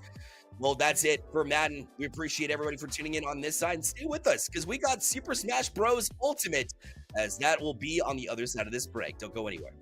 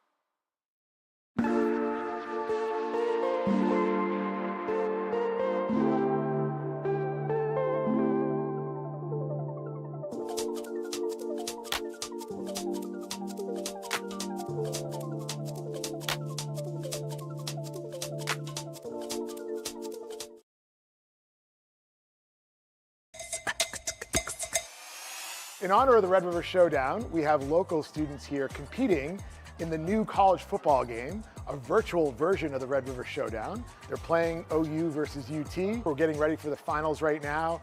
We had the semifinals before and a great Q&A session with Texas legend Colt McCoy. A lot of kids love playing games, and there's actually teams, and there's actually like, you know, a camaraderie and enjoyment surrounded that. I think that's really cool. And particularly I like in esports, I like the team concept. I like the guys that are like playing together and working together and teaching each other, and the whole idea of just being on a team and winning and losing and understanding that dynamic, I'm a big fan of. It was kind of surreal considering how much of a Texas legend he is, so that was pretty nice to, you know, hear him and see him. It was great. When I went into it, I honestly expected to make finals, but I didn't think I was gonna win. You know, I got the win, that's all that matters to me. I think it was really important to be here for this event because it really is an important part of our school district. To see a successful person and hear from him, his perspectives on things that our kids can take away and use in their careers later in their lives. I'm just super happy that PlayVS gave us this opportunity to throw an event such as this. We want to do much more of these things in all other parts of the country, both in person like we're doing here today, but also virtually. That gives us more opportunities for kids to experience the value and the benefits and the fun of competitive gaming.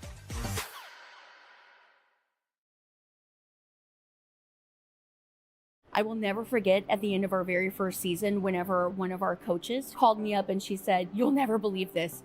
Our kids are actually sitting together in the hallway. They're actually friends outside of the team." So to be able to see that impact that PlayVS provided to our students was unbelievably huge. We've been very, very excited to announce that we've had 2 different students that each got over $90,000 in scholarship offers just by playing on their team through PlayVS. Some of the skills I've seen develop are definitely resiliency, communication.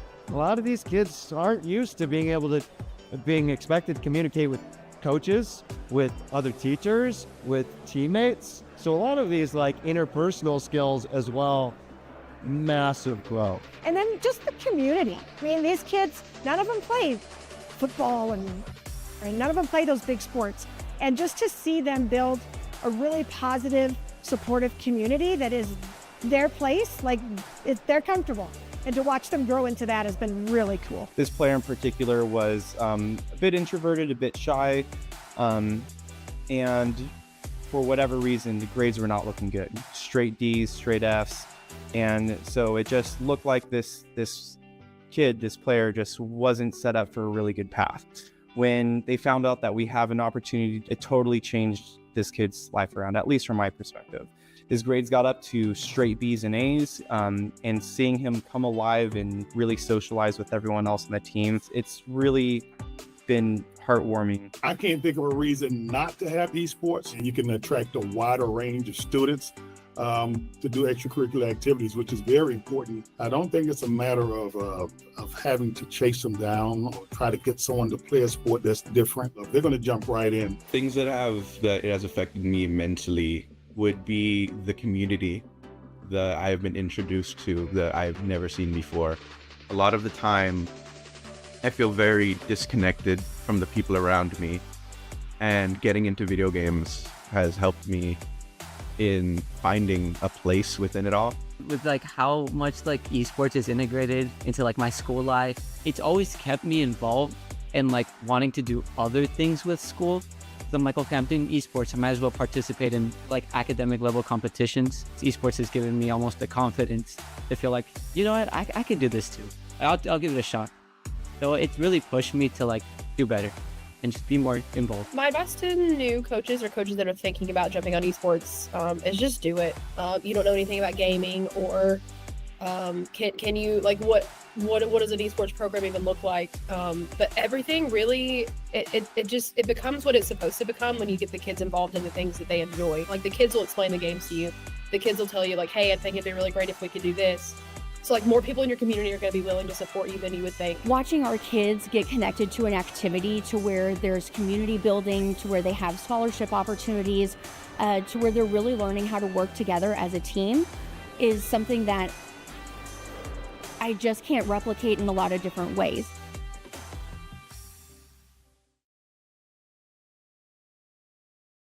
There are not a lot of players in Colorado that can take a stock. at all from Jonathan. Setup is actually not that great. You get launched too high with any of the throws. That's what we're kind of watching for there. That's trying to get into the space of the square a little bit. He's Jonathan playing kind of on borrowed time, but my character Wario, he says a lot of things like wah, and one of his moves he does the raise the roof. Everyone in the crowd started chanting it as I was doing the move. I found it pretty funny and memorable. Now, of course, coming out for Grandview is Jonathan, and Jonathan was the one that really did impress me. If we did our research correctly, producer could have definitely, or is going to stand by on the mountain that they could be top 10 in Colorado. With Jonathan to be one of the best to be in the top 10, there's a reason why Jonathan impresses, is what I'm getting at here. I really like the opportunity of getting to come compete for Grandview High School. People grab these new opportunities for things like esports and things that might be more less known around the world, and get to show your skills in them. I've been playing ever since I was 9 years old. As a kid, I played Super Smash Bros. Brawl a lot with my parents, my uncle, my sister. It's always been fun for me. And then during the Smash 4 for Wii U, I've gotten more into the competitive side, and saw the content creators and streamers that I've watched throughout the years. It really inspired me to compete in this game. Right now, Jonathan looking to close out with another JV3. Man, it's been very similar too. Just being able to send out Wario so much more in the capacity of being able to send you sky high off the top. And now basically, if you're Jonathan, you want to be hyping up the team with the second one coming in after RJ was able to, as you saw Pin kind of take it to RJ a little bit early. Now you see Jonathan with a chance to respond and be able to come out here, and so it would be a big spark to Grandview High and the Super Smash Wolves if they're able to get this perfect, 3-stock advantage in both games. But that's what Avery's here to do, is definitely to play spoilers, but it will not happen. The 3-0 both times, Orbital. Jonathan showing up, showing out, and the Super Smash Wolves able to get one back on the board. Yeah, I've never lost a match. Gets my ego up a little bit, yeah. If anyone does come to take down my winning streak, then it'll probably get me a little bit more serious into this.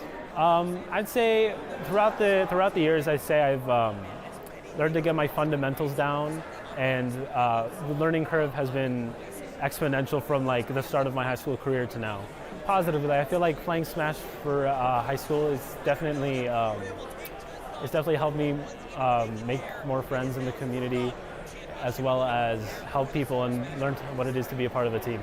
This is getting out of control. Jonathan showing why he's in the top echelon of the power rankings. And I love it every single moment. Wandering around 201. It's the final stock out. We have seen the likes of Penn be able to grab a stock back in awkward but awesome fashion. Is this how it all ends? Shield is up. You know it's coming, and you are waiting for it to happen. You're going to play the ledge as best as you can. Can you bait it out? Shield is ready to go. In goes that air bubble. A little bit of that fishbowl. And there's the waft that we wanted. The down smash read will finish it off. What a glorious fix we had, as that is Grandview High School to take the championship. In that final, I felt pretty good. It felt really nice winning and seeing the entire team glow up like that. Yeah. My goals are generally to keep doing what I'm doing and keep winning, but I also strive to be a better coach for my teammates and to see how we could work together as a team, maybe build up more character synergy. It was great to see the entire team come together and win. Everyone's grown so much. The Swaz have a much better look. Marcus on target, baby! No! It'll be denied again, and we're at 4 minutes in OT. We're almost down to the pitch, and this long, arduous journey that these two teams have been on is almost coming to its culmination. It has been a galvanized group out of the side of DCC. I got the pleasure and the privilege to actually see them in their semifinal last week, Subi, and they were able to take down Bob Jones, who was that big favorite coming out of Alabama. I actually got to talk to the coach out of the side of DCC. He said, we're going to leave nothing to question as we get on the pitch. I mean, you got to lay it all out on the line. It all boils down to this. 7 possible games separate us from a champion, and you know that these players' nerves are just shattering right now in game number 1. but things are going to start to settle down through the midway point of this game, and we'll finally see some great Rocket League. Detroit Catholic Central, they have a huge supporting force, and they support one another in a big way. Aliotic, they'll find the first cruising bullet as we get the first on the board. And a great carry through the corner here from Kachow, and just finds Aliotic top of the box. I love the confusion that they're creating. So now the juniors that bring it in, Marcus is going to be the X factor as well, but they have a lot of patience on their side to really let this one stabilize. It's just game number 1. Oh, but Swaz, they get sexy with it. And Swaz marching all the way down the field, capitalizing on the aggression from DCC, and just carries it all the way to the net. They saw what happened to Detroit Catholic Central High School for that first goal. They don't want that to happen to them, as Marcus goes up high off the crossbar. He's looking for a bump, can't quite find it, and Aliotic gonna finish off this goal to tie us up.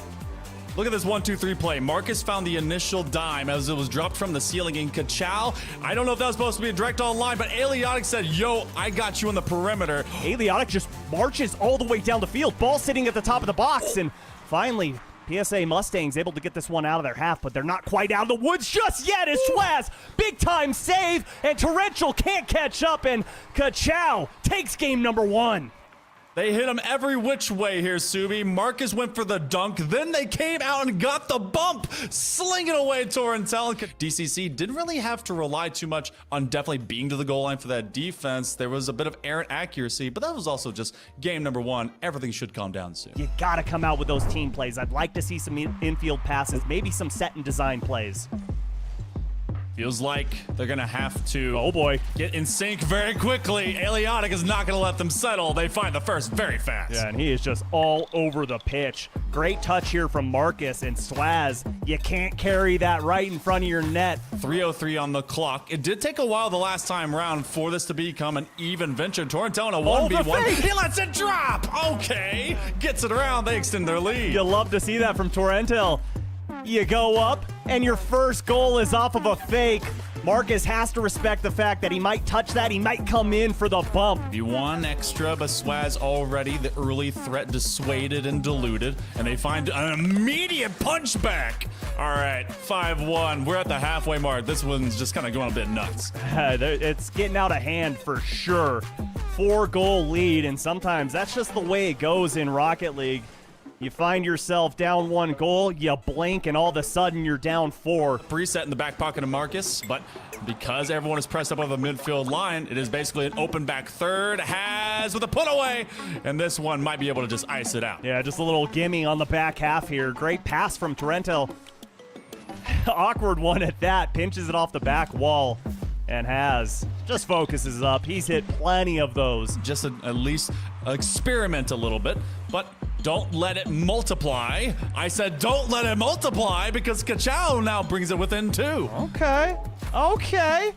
I mean, 36 seconds, it's a long time, but it's not that long. But when you're giving up kickoff goals, that lead starts to dwindle quickly, and we're seeing that right before our very eyes. Let's see if they can clean this one up, as Aliotic just going to push this one back. 30 seconds to go. They need 2 goals. The goal's wide open, and oh my goodness, we have a ball game on our hands.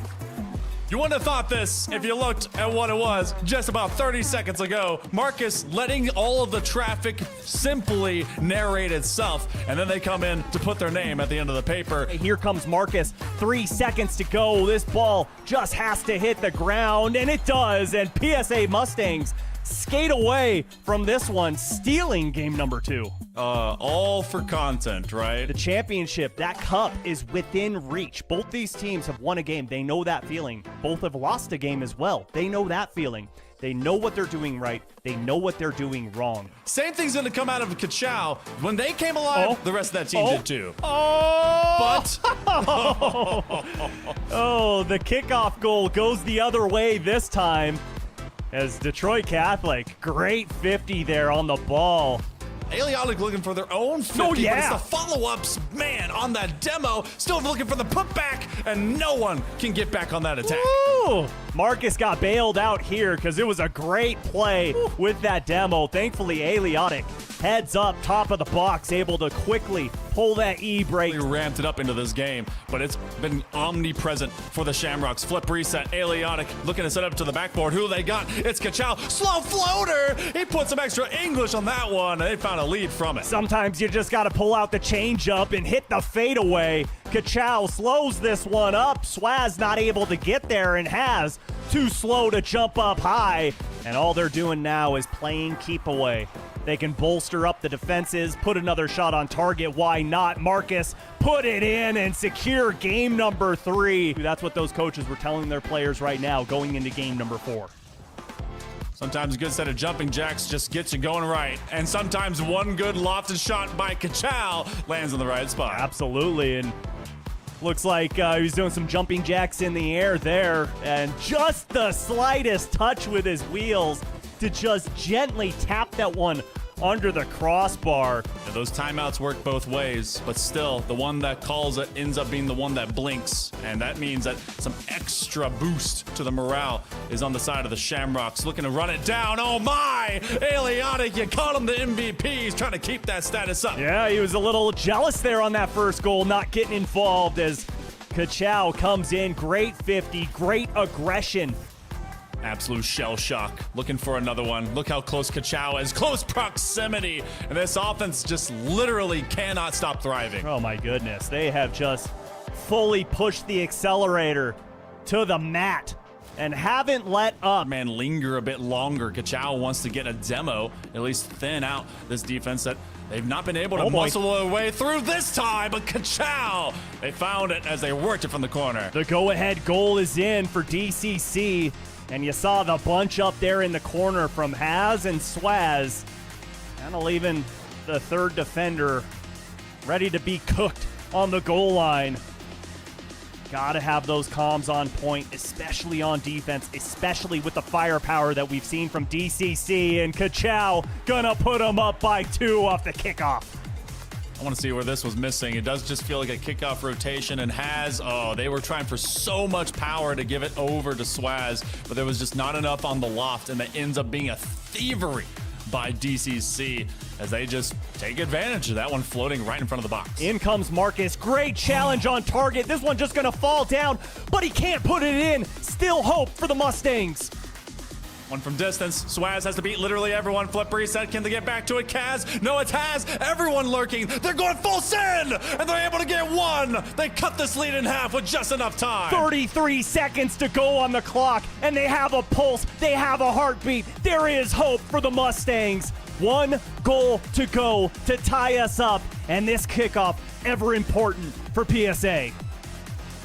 You go for possession, or do you go for default? They win it over. Swaz, can they isolate everyone? They go over the top. What a find. Kazu on the outside wall. 25 seconds remaining. That's a handoff and a strike. What a takeaway. You can't let this ball get out of the half. The goal's wide open, and Swaz ties us up, clutching up at the last moment.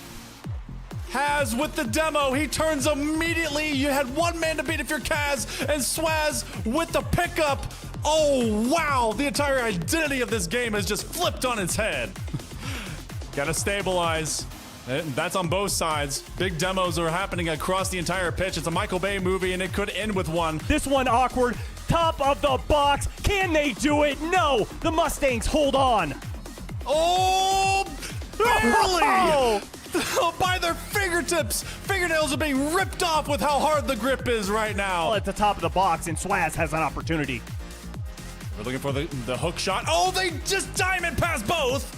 And Kaz doesn't want to misplay it. They, at the very last second, let Swaz have a much better look. Marcus on target, baby. No, it'll be denied again, and we're at 4 minutes in OT. Swaz with the fly swatter on the goal line. Varsity squad from DCC has been so close, yet so far away. But can Marcus do it? He does, and punches DCC, the champions of the PlayVS Cup. Wow, Aliotic waiting it out, turning in, and Kazu left a Carling too far. Marcus ends up being the one who finds the dish, and that is going to be Detroit Catholic Central will be your PlayVS national champions.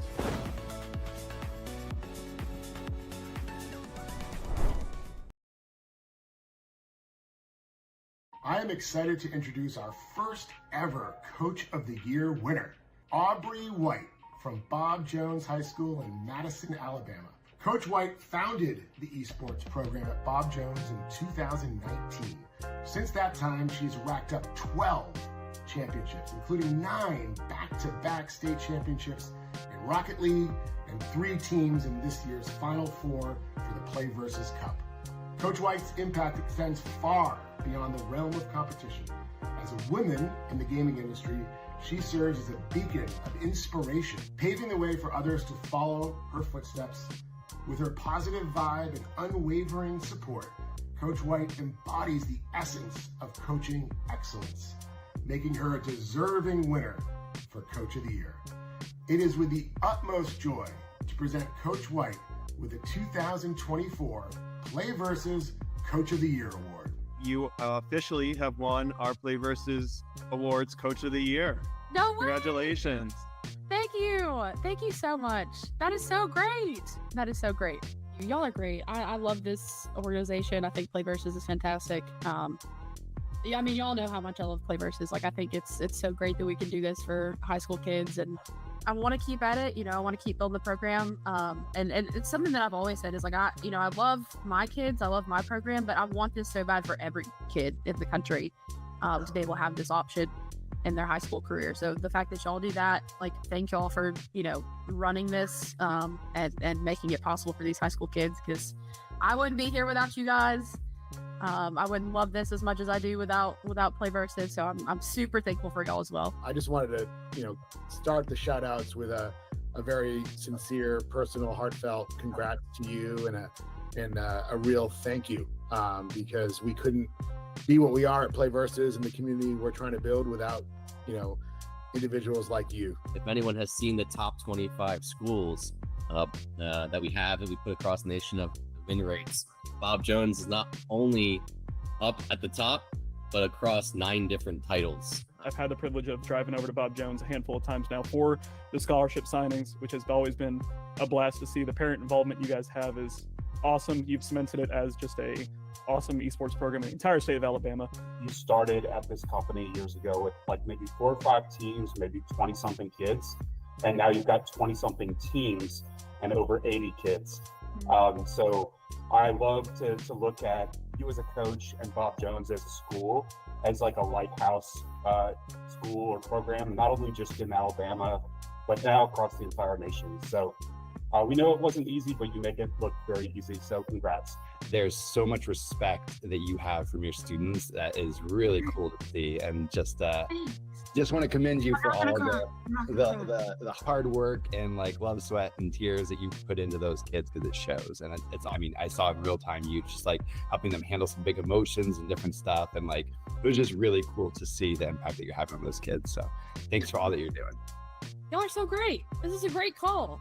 It is my honor to introduce the Community Trailblazer Award, a recognition to an individual who's led the way in progress for scholastic esports at their school, in their community and state, and for PlayVS. She pioneered the Arkansas Coach Council, which has helped countless esports programs within the state flourish. She has also led the charge in legitimizing esports within the Arkansas Activities Association and transformed the lives of many students and coaches, making her a cornerstone of our community. As she finishes her 5th and final year as a coach at Northside High School in Fort Smith, Arkansas, she now hands the torch over to her assistant coaches, but something tells me she won't be a stranger to the program. It is with great pride that we present the Community Trailblazer Award to the extraordinary April Coates. Congratulations, April. April, you are our first inaugural Community Trailblazer Award winner. Thank you, guys. I appreciate it. I had this program and I had a group of kids that I knew we could be more, so I had to be vocal. And then I just got to be really pushy and like really get people to like help me grow esports in Arkansas. And yeah, I think we have a pretty tight-knit group of coaches now, and we want it to move to the next level. And I feel like I reached a point where I had enough people that were on that same agenda that I could walk away. but it will be hard for me because the last 5 years really has been like a lot of my life dedicated to this. But so when I say I'll never fully walk away from it, I won't. Everybody knows I'm involved in esports, and they know I'm a super coach, and they know that I'm proud of that. So thank you for allowing me to do this. Your words and your passion truly inspire us. I think this is an amazing boost for all of us to see the passion that you bring, how many lives you've indelibly impacted, and we champion you, we applaud you, and can't frankly get enough of this. So this means so much to us, and we want you part of our community forever. April, you've played such an instrumental part in shaping the experience of our products and just the experience for kids across the nation. Your impact has spread far, far beyond just the immediate area that you worked with. It's you're a very known person in the entire state of Arkansas, and for all the right reasons. Hey, this is Wes, the ex-esports coach from Van Buren High School. We've been stiff competition against each other for the last 5 years. She was the president of the esports board. Without her leadership, we would have never got anything done. And she was the perfect person for that position. We've competed against each other many, many times, and there's nothing negative to say about April. She's an amazing person. My congrats to you, April. This is well deserved, and good luck with the rest of everything you do. To be considered for our Level Up Award, the nominee has to demonstrate that they have gone above and beyond in some way within their esports program. Despite being relatively new to the scene, our winner has shown remarkable dedication to her training, impressing her teammates with her skill and commitment to excellence. Emphasizing the importance of fostering a supportive and inclusive environment, she actively engages with her esports friends, whether it's through spending extra time together or organizing special events like the annual Christmas party. That is why I am so happy to share that Kara Polite from the Alabama School of Cyber Technology and Engineering is our winner of the inaugural PlayVS Level Up. Congratulations, Kara. After all the votes were tallied and a lot of votes came in for this award, it was definitely a heated battle. I can officially say that you are our Level Up Player of the Year. Yay! Let's go. Congrats, Kara. Thank y'all. You did get a lot. I think you got over almost 1,500 votes. Oh my god. Oh my gosh. Oh my goodness.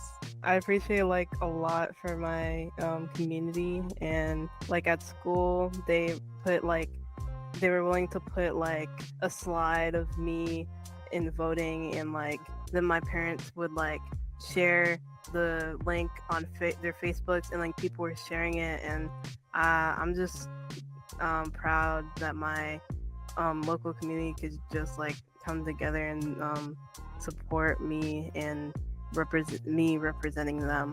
Thank you all for being here, and thanks for recognizing Kara. She's just always giving it her all, which her all is over 100%. So that's awesome, and always supportive in the school, running into other players, gathering players for trainings and stuff like that.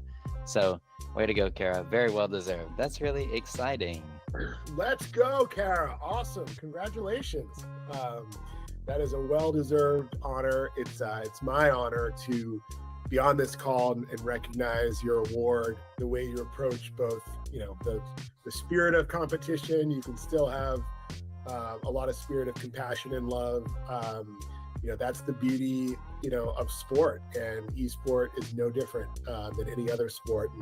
And it's always really gratifying for me to hear wonderful leaders and players like you that are really creating that type of environment. So you should be really proud, and we are really proud of you, and we're honored that you're representing this award this year for us. And so from the bottom of my heart and on behalf of the entire PlayVS organization, congratulations. The nominating committee was going over the stuff, and you really stood out as a great person, because not only are you a fierce competitor, but also you're bringing that joy to the game. So it's not just all about the competition, you're also creating a great environment. So just that really stood out, and really excited for you. Congratulations. To legitimize and grow scholastic esports across the country requires some incredible advocates and champions within the districts who are willing to go the extra mile. In Texas, Comal Independent School District's commitment to fostering esports opportunities for students across the state is why they are the PlayVS District of the Year winners. Under the leadership of gifted and talented director Sarah King, Kamal ISD ensures that every high school in a district in a rural part of the state has access to esports programs, promoting teamwork, skill development, and the growth of esports and education. We first thank you for all that you do to bring esports to more students, and a huge congratulations on winning School District of the Year. Where we officially announced that Kamal ISD has been our District of the Year winner.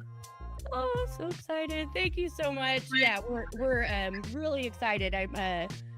I've been very vocal about it around our building and really trying to pump it up. So really excited to have this kind of recognition on this scale. You've taken a district like Comal and made it a huge progressive district for esports and really championed esports in the district and in the state. You've had 2 students go on to get scholarships of $90,000 each while competing on our platform. The scholarships are a definite added bonus. I actually just had one of the dads of our first scholarship kiddo email me, and he graduated 3 years ago now. But he was competing for a conference title in League of Legends. And so, just the fact that he's trying to get that national first place now, and it wouldn't have happened without all of y'all and all of the work that, we can partner and do together. Sarah, you're willing to do anything and everything with us. You came out to our event in San Antonio and we're on a panel, and it was just so special hearing you talk both on the panel and when we interviewed you later about your students, your commitment. The scholarship piece is something that really stuck with me for all the hard work your kids have put in. And it's just a really big testament to you and your district. So thank you. And we're so excited to celebrate you today. I want to just thank you for being able to work with you over the last few years. Whenever I talk to the coaches, they're just always quick to sing your praise and just to say how much support they have. One thing I will say is you can really see the district support just at that level. When you're onboarding coaches and getting them ready for the season, it speaks volumes when they aren't hard to onboard, right? But another thing too is just the investment that the district puts in, getting them hardware and all the resources that they need is just absolutely awesome. Ooh, this was really fun meeting. Thank you guys. I don't know, y'all. This meeting might be my favorite meeting so far. Our PlayVS Team of the Year winners exemplify resilience, teamwork, and determination in the pursuit of excellence. After facing setbacks in previous seasons, including falling short of their championship goals and losing a starter to graduation, through hard work and dedication, they achieved an undefeated record in the fall 2023 PlayVS Oklahoma season, securing their program's first title. In a defining moment during their championship match, the team displayed remarkable teamwork and composure, with a third starter delivering a crucial goal in overtime to clinch victory. I am proud to present the members of Heritage Hall Rocket League team from Oklahoma City, Oklahoma, Landon, Seb, Bo, Will, and Coach Steelman, the 2024 PlayVS Team of the Year Award. Officially announced that you guys are our official team of the year. Awesome. Let's go. Thank you, guys. Well, I'm going to hand it over to actually our CEO, John Chapman, who will say a few words to you all. Hey, everybody. Congratulations on an awesome, well-deserved recognition as a Team of the Year. We wouldn't have the company and the community that we're building without great teams like yours, really proving that esports can be as significant an accomplishment and an experience that any other traditional sport would have. So I just wanted to sincerely, from my personal perspective, give you my most heartfelt congratulations, and look forward to you all continuing to do great things in the future. Like you said, hopefully a PlayVS Cup is in the future for you all, but sincerely, congratulations. Very well done, and it's quite an accomplishment to be the Team of the Year. Well, we just want to thank PlayVS One for supporting high school esports across the nation, across the world even, and making this a possibility for our students to be a part of a team similar to what they would on an athletic field, coming together with a common goal and working hard to achieve that. I want to say I'm really proud of these guys.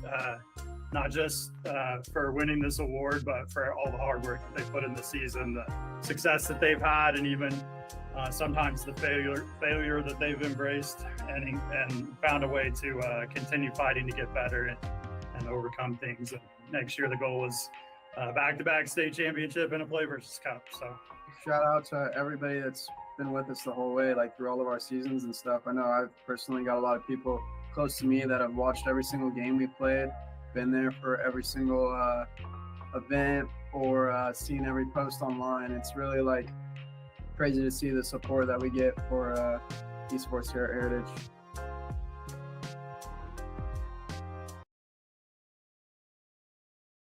It's been an incredibly exciting day. We're here today at the CHASA State Championships in Colorado. It all comes down to today, students competing across the state in a number of different Nintendo titles. The governor was just here. Really, really exciting to see the teamwork, the collaboration, and everything that goes into esports fully on display today. Well, it's great to see the state e-gaming championship right here in Lakewood, and really there's high schools from across the state sending teams here to compete in esports, gets kids engaged, builds collaboration, teamwork, problem solving, and somebody's going to go home with the trophy. Today has been an amazing day. Me and my team have been doing this for a few years, and it's all of our senior years, so this is kind of like a big finale for us. Being able to hear everybody in the crowd cheer after getting a stock or winning a round, it's a lot of fun. This is a culmination of a lot of years of hard work in helping us at the CHASA office really close the gap on belonging in high schools. This is a way for them to get recognized, to bring trophies to your school, to give recognition to your school, their scholarships. I really like the opportunity of getting to come compete for Grandview High School. I feel like that people grab these new opportunities for things like esports and things that might be more less known around the world, and get to show your skills in them. I enjoyed the team format because it requires not just one person to be good at the game, but multiple people. This year, we're going to work harder, and we're going to get better, and they got better. And I'm so incredibly proud of these young men for winning the state championship today. CHASA, PlayVS, and everybody working together to make this real for the students is everything to me.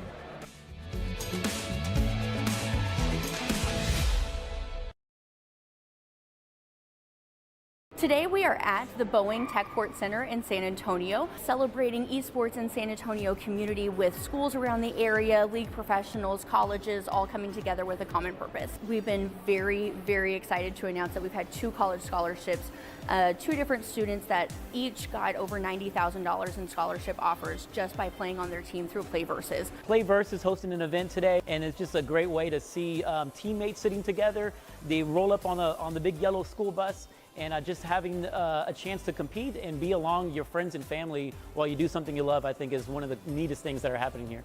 I've seen so many students in gaming find that passion and find that, oh, I do love to talk to people, or I do love to go on panels to tell people about my experience. There's just so many different pathways that esports and gaming open up for students. It's great that we align with PlayVS because with our partnership with NASEP and PlayVS, they support students on a tournament level. They give that competitive space to all of the students.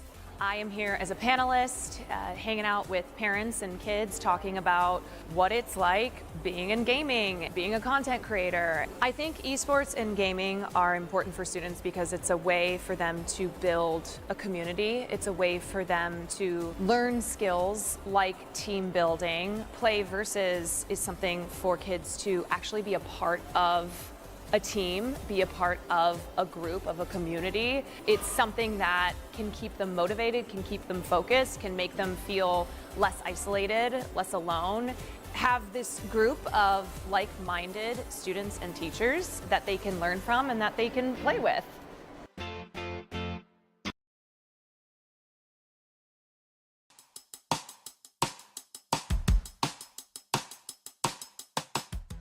Today we're here at HyperX Arena in Las Vegas, one of the world's coolest and most exciting esports arena, to allow 100 kids from Clark County Parks and Rec to compete in a Madden tournament. We're calling it PlayVS Live. Gridiron Showdown. Today's event is a really important one, and we're really excited about it. It's the inaugural PlayVS Live event. It was important for us to establish PlayVS Live to create opportunities for more kids to experience the excitement and benefits of esports and competitive gaming. The city of Las Vegas has a true commitment to esports and embracing everything that goes along with the workforce development components of esports. So this was a great opportunity to not only look at the gaming aspect of it, but just for them to see on a larger scale what they could do down the road. Currently we serve thousands of schools across the country, but we're always looking to impact more. While kids are on our teams today and they're competing across fall and spring seasons, it was also important for us to establish PlayVS Live to create experiences in between that season on one day or on one afternoon like today.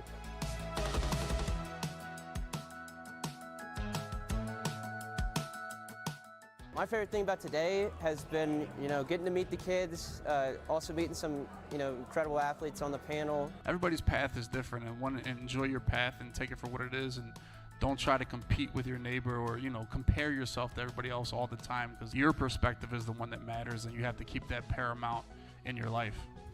I thought it was important to be a part of today's festivities because just as many of these young people might have seen me play, I'm here to watch them play. We have to support each other. Now, I may not be the best Madden player, but I was pretty good when I was on the football field. And I think if we're able to trade stories, maybe they'll be able to take some of the excitement, the enthusiasm, and the lessons that I learned on the field and apply it to the way that they play the game. And they might be able to give me some advice in terms of how I'm living my life now. And I think that when I think about the world of esports, it's not a zero-sum game. It's everybody being able to learn from one another. One of the things we talk a lot with our friends at the NFL who've been partnering with us on this event is unique ways in which they can make connections to fans in different ways. I think gaming is important because it's a way to de-stress yourself. It was actually really cool because it's a game that I've never played before and it was actually really fun. It's okay to take your grades serious. It's okay to take your training serious. You should try it because it's a good way to spend your free time and meet new people. The opportunity of this event and what we can do potentially across the league and getting more and more teenagers to compete in scholastic Madden tournaments is a really exciting way for them to make new and unique connections with fans that they otherwise wouldn't be able to do. So we're really excited to support that. And one of the things I talk about a lot is self-talk, right? Self-talk in terms of being able to motivate yourself. You might be able to be motivated by your friends, your family, or your teachers or somebody else, but the most important person that motivates you is yourself.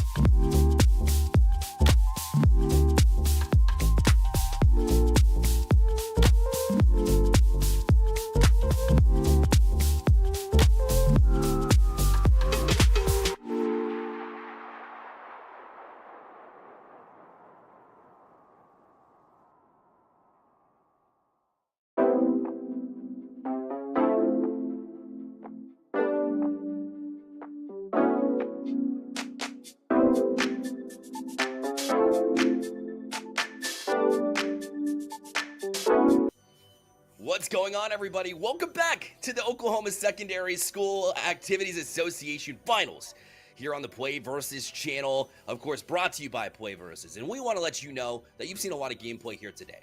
And you can get involved as well, especially if you have a high school program, even middle school. But let's focus on the high school. Spring enrollment is now open. And don't just watch the action, you can be a part of it. Enrollment for PlayVS high school spring season is now open. Compete for free in your favorite game titles and battle it all the way to a championship like both of these teams are about to attempt to do here today. Learn more at PlayVS and the upcoming season at playvs.com. That is play, V as in Victor, S as in Sam.com. Get your school enrolled in what could be a run to the state championships, including in Oklahoma. Joining me here is Stu, the announcer. Stu, we're in for a good one here, an opportunity for these students to show off at the biggest stage. Absolutely right. You mentioned the word pro, and that is about the level of competition that you might be expecting from the best that Oklahoma has to offer, battling for the championship of the Sooner State. Obviously, you got Team Cyberwolves, team that's kind of been rolling through the competition, but having to come out maybe just a little bit later than the other team, Guyman High School, who has been nothing short of impressive. You were actually talking with them a little bit, talking about them with me. And yeah, they're very singular character choices. I mean, just very straightforward. Rob, Mac, Falco. They want to get in your face. They want to rush you down, but they also know how to control the space in between. And obviously, looking at the makeup of their team and the quality of players that they've been showing thus far, you can see why it's been so effective. Yeah, exactly. Because I don't know if you know this is a rematch between these two high schools in the round of 16 in the spring this year. And so it kind of, you have a little bit of an extra layer on top of that, because you're absolutely right. Guyman's caught a few high schools by surprise on the way in. They haven't had to run into the Cyberwolves of Edmond, Santa Fe, as well as who they'll be facing off with. But Guyman's been successful because of that rush down, being a nuisance of sorts. So they'll get their chance at revenge here from what happened last semester, heading into this one, see if they can't beat the Cyberwolves for a championship this time. Last time they met, the Cyberwolves at 3-1 win in victory to move on. So again, Cyberwolves have been extremely strong, but they came in with the 15th seed, and that seems disrespectful after winning the spring. We'll see if they can get it done here, as they will send in their first representative here from Cyberwolves, which will be Dorsey from the side of Cyberwolves, and we are seeing Kennedy for the first time of Guyman High School. Yeah, and this is one of those matchups. I mean, obviously we know that you don't win these matchups on paper, you win them on the stage. But again, what's so important about this game? Primarily, first and foremost, is the ability to recover. And I'm just going to tell you this right now. One of them has the ability to fly with a Cypher. The other one is a boxer from New York. So this is just a little bit of a tough ask for Little Mac to get back to stage. You do have to get a little cheeky above the ledge, and you cannot afford to be missing those KO punches. Certainly keeping an even keel at the very least with those counter punches. But the minute you get off stage is the minute you are in some real trouble. And if I'm Dorsey, then I'm probably a little bit more careful with my selection of how to edge guard this Little Mac, because this can get very ugly very quickly for Guyman High School. Cyberwolves just need the ability to take advantage of it. Little Mac is going to win this on the stage. You've got to get him off. Yeah, exactly. I mean, that's where you want to control from their standpoint. And missing the KO punch doesn't do you favors, especially when you have limited opportunities to kind of work around all that nonsense, all the util, all the projectiles that you're going to be seeing from Snake. So, I mean, take advantage of them when you can. And right now, I mean, both players have been doing a decent job. At the end of the day, you know, it's a long situation. It's a best of three, so it can be pretty quick. You feel pretty quick for some of these players. The first KO, though, will go to Little Mac. The uppercut gonna land pretty heavy. Yeah, I think you're pretty happy right now if you are able to... If you lose the stock, but you're able to get a little bit of extra credit. But at the same time, I mean, people do overlook Little Mac for a myriad reasons, not least of which is the fact that you're not able to recover, as finally the first stock will be seated. Dorsey taking it off of the down throw into up tilt. Classic Snake combo there. But, I mean, if you're Little Mac, you are able to take advantage of that because you're very adept at fighting on the ground. You're good at getting in and out. You have incredible ground speed in order to make up for the deficiencies that you have. And more importantly, your arms are basically cannons. Like, you can pile on damage. You can apply shield pressure. You can do a lot of things with Little Mac to where you're not helpless. It's all about covering up your deficiencies. One of them is the fact that if you're in the air, you're what are you doing, man? You're a boxer. You're not there. That's not where you live. That's where you get knocked out. And what I want to see for the Snake is certainly not that it was, to credit, all day long. But a good answer there as well. So, like, both of these players came prepared. But for Snake, what you're really doing, if you are relatively new to Smash, you're trying to basically imagine a pathway that really just doesn't allow Little Mac to get to you, and if they do, then you get to smack him in the face anyways, right? And so whenever Little Mac's gonna charge, you better take advantage of it, because if he smacks you, that's high percentage almost every time. So that's what we're looking at here at this point in time, but both players have been playing relatively cautious, trying to feel each other out at this point, but you know, at the end of the day, the Snake's doing a whole lot better of stage control right now, not letting that Little Mac get to the ground, which is ever so important. Yeah, and the ability to, at the very least, ask questions of Snake, right? Like, okay, are you really sure that you know what you're doing with these projectiles? Because I'm getting in on you, and I am punching you in the face with relative consistency. How are you going to answer to that? Because the minute those arrows fully fill up, you know, that super punch-out meter up top there for Little Mac is the minute you are in real deep trouble. But guess what? I don't need a meter. I got me some C4, and I can set that off just whenever I like. Game 1, going to Dorsey, and a slight advantage towards Edmond Santa Fe. They're starting off a different format than you might be used to if you're familiar with regular, just competitive Smash. We have a little bit of a, what is it? We're working through best of 5. These are teams of 3, but the first 3 players are going to go first. I mean, if it's a clean sweep, it's a clean sweep, but it guarantees that everyone gets to play, and really that everyone has to play. That's right. This is going to test the depth of your team just a little bit. But hey, you know what? The first game, first set, it does go to Dorsey. Yeah, Dorsey doing a great job to kind of battle back. There were some instances where it seemed a little bit sketch when Little Mac got in close, but that's Dorsey did a great and a good enough job, in my eyes at least, to be able to keep them at arm's reach.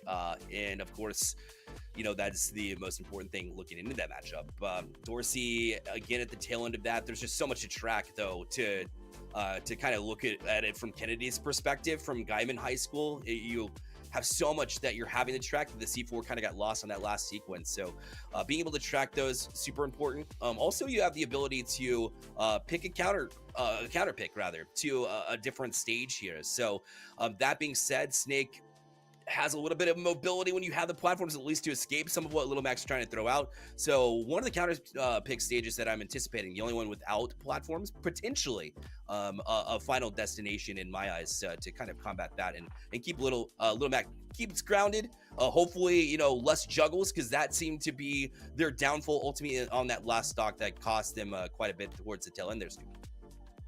Yeah, and that's just one of those things that if you're a Little Mac, you need to be able to adjust to that, because there's no real alternative to be able to do so. I mean, the thing that you're doing, you're not going to be able to play with the defensive mindset or with the defensive luxuries that other characters are afforded. Like, some characters can go off stage, like maybe 90% of the cast can go off stage and be okay. Guess what? You're in that 10%. So what are you going to do about it? The answer is, well, okay, if I'm going to be losing stocks early, that means I need to take stocks early.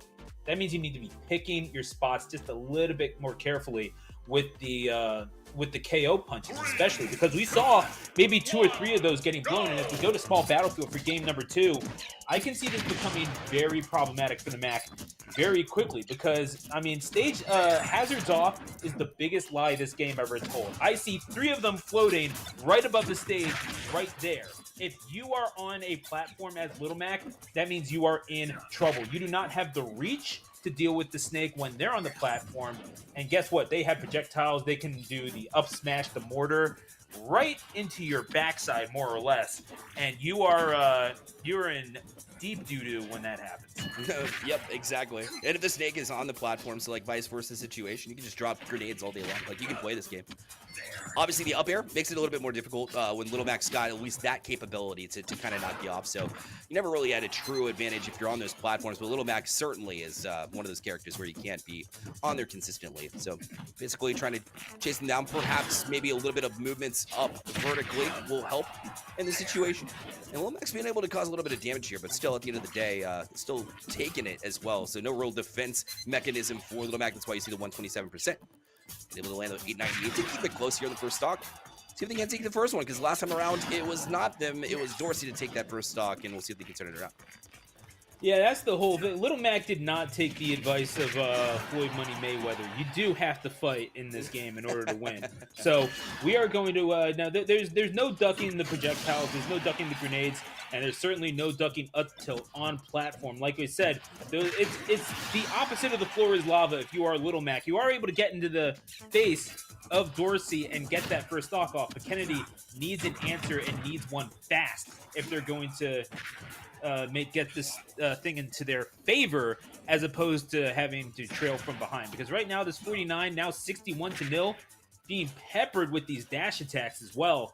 It's going to be, the option selection I needed to be just a little bit better from Kennedy. Obviously a good player, but it's just a matter of situational awareness. You know what your good options are, but when do you deploy them? That's the most important thing. I'm keeping an eye on this knockout for sure. This KO that you see blinking there on the Little Mac side.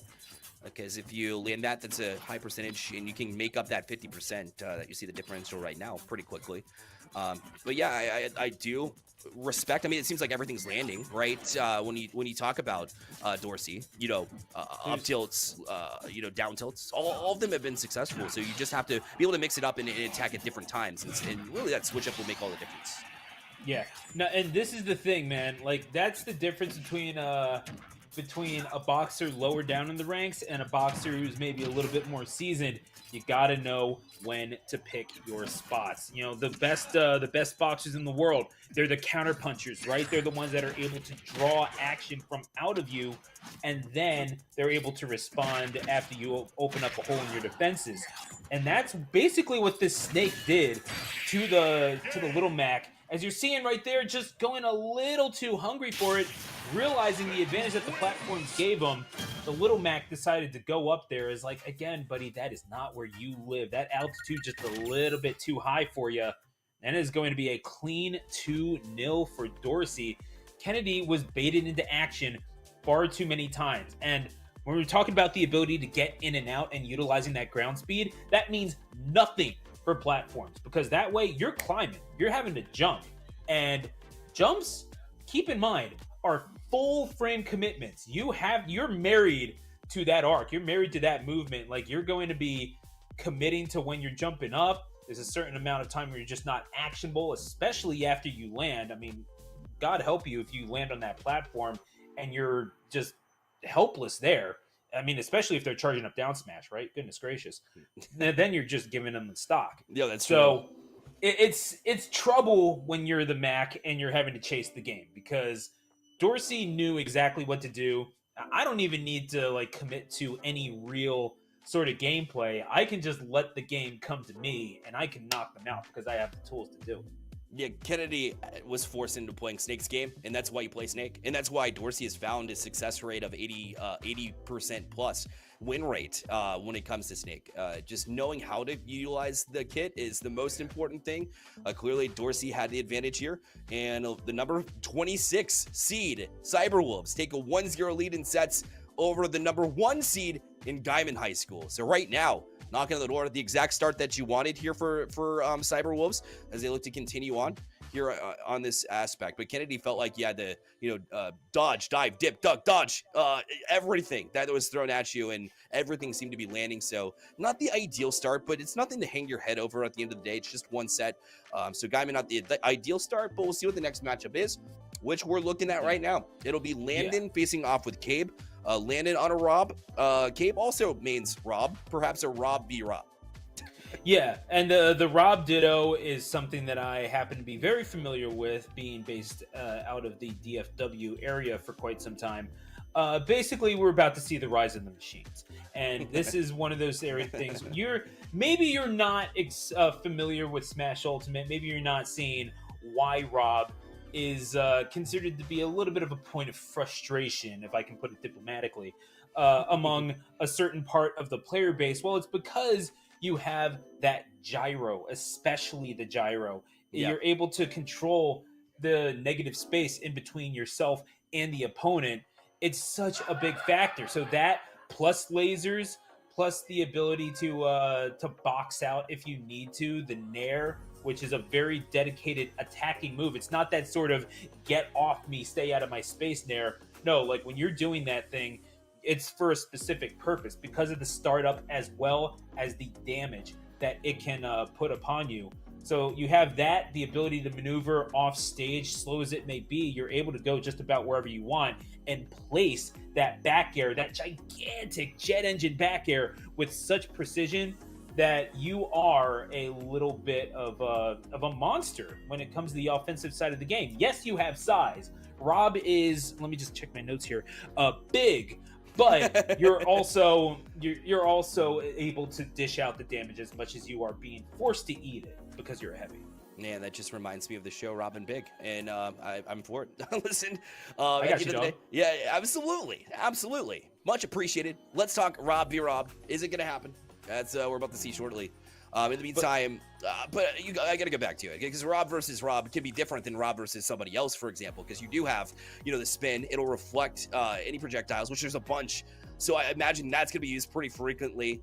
Does a ton of damage. Great, edge guarding tool as well. It can be a great neutral tool as well. So that and the gyro, obviously, great combination. Smack them up. So if we do see that combination, it's I don't want to call it an eyesore, but it'll be a lot to look at, lot to watch out for. And if you think as a viewer that it's a lot, well, imagine what's going through the heads of playing at the biggest stage of your life here as a high schooler. It's a ton to keep track of.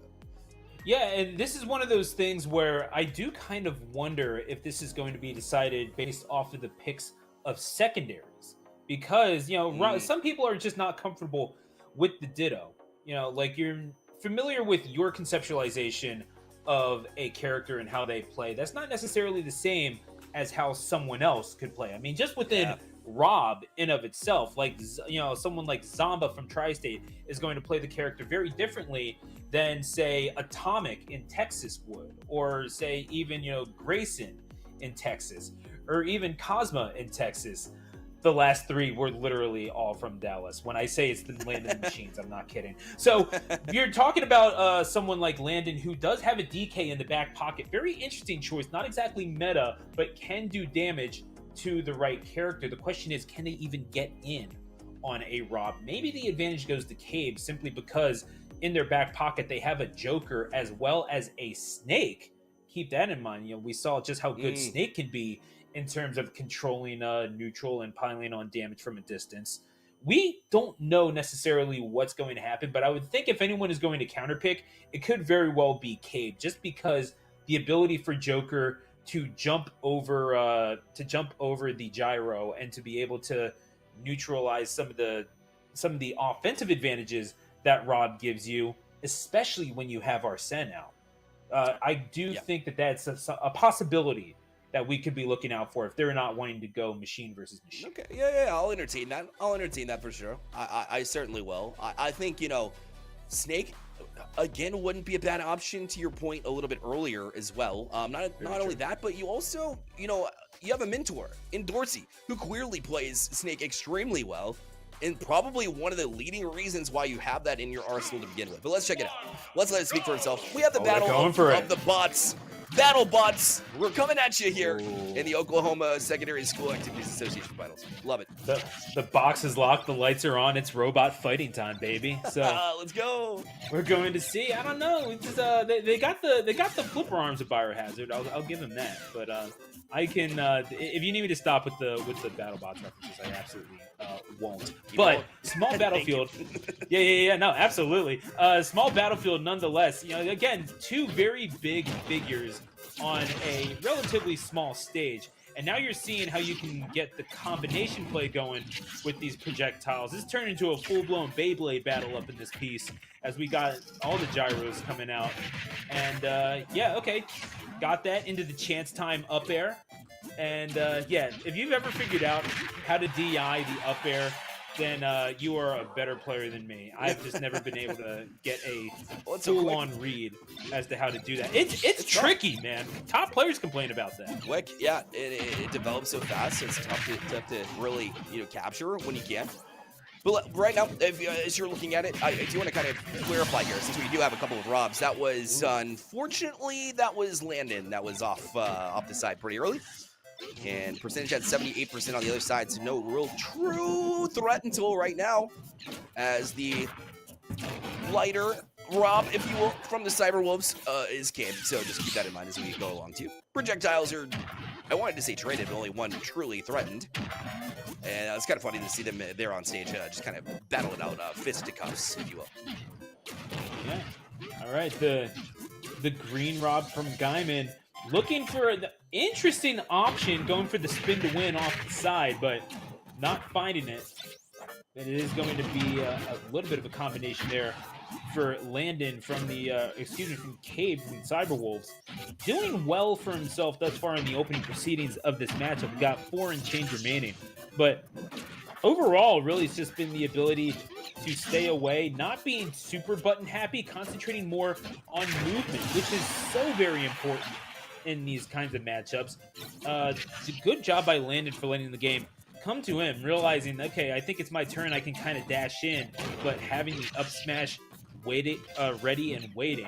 So I do respect that at the very least, but you still have a little bit of a damage differential to make up here. So the question is, how are you going to do that? Are you going to play patient? Are you going to counterpunch? Or are you going to try to make things happen? Because, yeah, a lot of your moves have some startup to it, but you have the option to neutralize that. Oh my goodness, the accusation of Robs sharing the same microchip brain cell is just, they're never going to beat it, I don't think. Who put that mirror at center stage? That was actually quite humorous for a final situation. Oh, you say humorous, I call it predictable. So we're going to see now. Oh, the spot dodges! They're doing it! They're doing the thing, and I love it. No, man. Oh, man. Shield out. Can't get back. Nope. Yep. Oh, you got it. Yeah, you sure about that? You sure about that? Oh, great advantage guarding. I love that. Ready for the spike right off the bat. That's how you do it. That's how you get it done, Cave. Love it. Yeah. No, the thing is, you got a little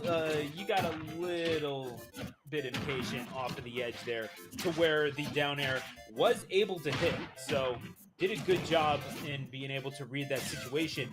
Did Cabe, and now Landon, the young man from Guyman High School, is going to need a little bit more. Gets the Wally Wop off of the side. Good job locking him up on the ledge and then keeping him in the hitbox to confirm that last hit for the KO off the side. Again, a little bit of a differential there. It's not unthinkable, especially if you get those Z drops going with the gyros. The question is, do you know how to pull them off, and can you do that in a high pressure situation like playing for a state championship? I mean, Cable was looking for a couple of just basically spamming fair at this point. Hasn't been able to land a good one in a minute, so wanted to at least cause a little bit. That's a good turnaround, great parry. And after it now, Landon trying for it. Oh, almost got them off the platform too. Is locked and loaded with what we saw earlier, which was that up tilt, or the up smash rather. And so now it's center stage. Both playing a little bit more conservatively, but still going after it nonetheless. Oh, that would have been a great opportunity to try to jump in there too. The gyro won't land, but projectiles still being thrown out left to right, as that's how Guyman's looking to approach this. A little bit of a different approach from Landon late in this one, but will it pay off? Looking for it, gets the laser eyes at the very tip of the hitbox, it looked like. But again, we're talking about how the weight of Rob can certainly be of benefit for survivability, but it's also, you have that big body, it means you're going to get hit just a little bit earlier than you may have thought. Perhaps you acted into something to where the laser eyes just shone upon you and you get thrust into the blast zone. Exit stage right, I believe it was in that instance. Stage right, camera left. That's right. production note for you guys. Well played. But it will be game number 1 going to Cabe, and it was well deserved. Cabe was the one that was in control for most of that match, and even though you have the options for Cabe to go to other characters, and certainly you picked up something from a lot of those characters, you're able to move around and do just enough. You're not relying on the buttons, which is a good thing. Like, you have the option to like you have the option to eat candy for breakfast, lunch, and dinner, but you don't do that. That's the best way that I can describe this. Like, you do succeed as a Rob if you focus on fundamental gameplay, even if you don't necessarily have to do that in the short term. For the short term, sort of what's the word is all of escaping me, but like the sort of justification for your play doesn't always need to be through the broken options that you're presented. You really do need to play the game if you want to succeed at the highest level. Yeah, when I moved out of my mom's house, 10 years ago, something like that, I tried it once. I will say it can be a mistake. Don't do that if you're in high school or middle school and looking to get involved with PlayVS, or if you're just in general a middle school, high schooler. Not fun. Definitely Tommy X. It's a bad time. Yeah, Landon's got a DK in the kit, but the way that we've seen both Robs used with so much util, there's no way you're getting to that Rob. I think Cabe made a statement piece that is very difficult to approach. If that's the case, then I just don't see any value by switching. Am I wrong? Just throwing that out there. I mean, I think if you're going to do this, you're going to do this with Rob. I mean, unless Cabe just has a glaring problem with the DK that you're just not able to overcome, then I don't know. Maybe you want to test his matchup knowledge. Maybe you're thinking, well, if I lose, then whatever I lose, we're just going down. Yep. It really is a matter of how you're looking at this, I suppose. But yeah, I would imagine that between the two heavies, this is something that would heavily favor Rob. Yep. So you just kind of have to stick with it. You just kind of have to present something that this Rob has not seen. And while, yes, you are good enough to get there, and you're good enough, obviously, to be on the number 1 ranked team in the state, as you mentioned, you've been abusing a lot of these buttons. You've been doing well with these attacks, but have you really been earning it? It's like the difference between being a catch and shoot guy in basketball versus the guy who can make their own shot. Like, one of those things can get you to the show. One of those things is going to keep you around. Yeah, that's well played. That's well played. Well, I like the way that, Landon's been approaching this since the get-go from this side. Definitely looks a lot stronger. There's no glaring weaknesses. You pointed out, that might be a factor against the DK, but from, like, the perspective of Guyman, I thought Landon did a decent job there. Obviously, there's mistakes that you can clean up no matter what level play you're at, even at the championship level, even as the number 1 seed. But Agreed. Nothing too terrible here, so you keep with it. That's a good projectile land here from Cabe as well. And keep in mind, the Cyberwolves are literally just one, stage away. If they win the stage, they are up 2-0 and literally on match point. So it goes into the decision-making a long way, and Cabe's able to get the first KO as well. Yeah, and like you said, I mean, Landon not playing poorly at the same time, been behind this entire time. So, like, you're talking about the ability to, you're kind of getting these stocks at about where you should be, but they're still piling on this extra credit, right? Like, you're still hanging on at the accursed percentage here, and you're not able to take these stocks until the very end of it. Now you're almost at 70, and you're able to take advantage of these knockback situations where, okay, you got them off the stage.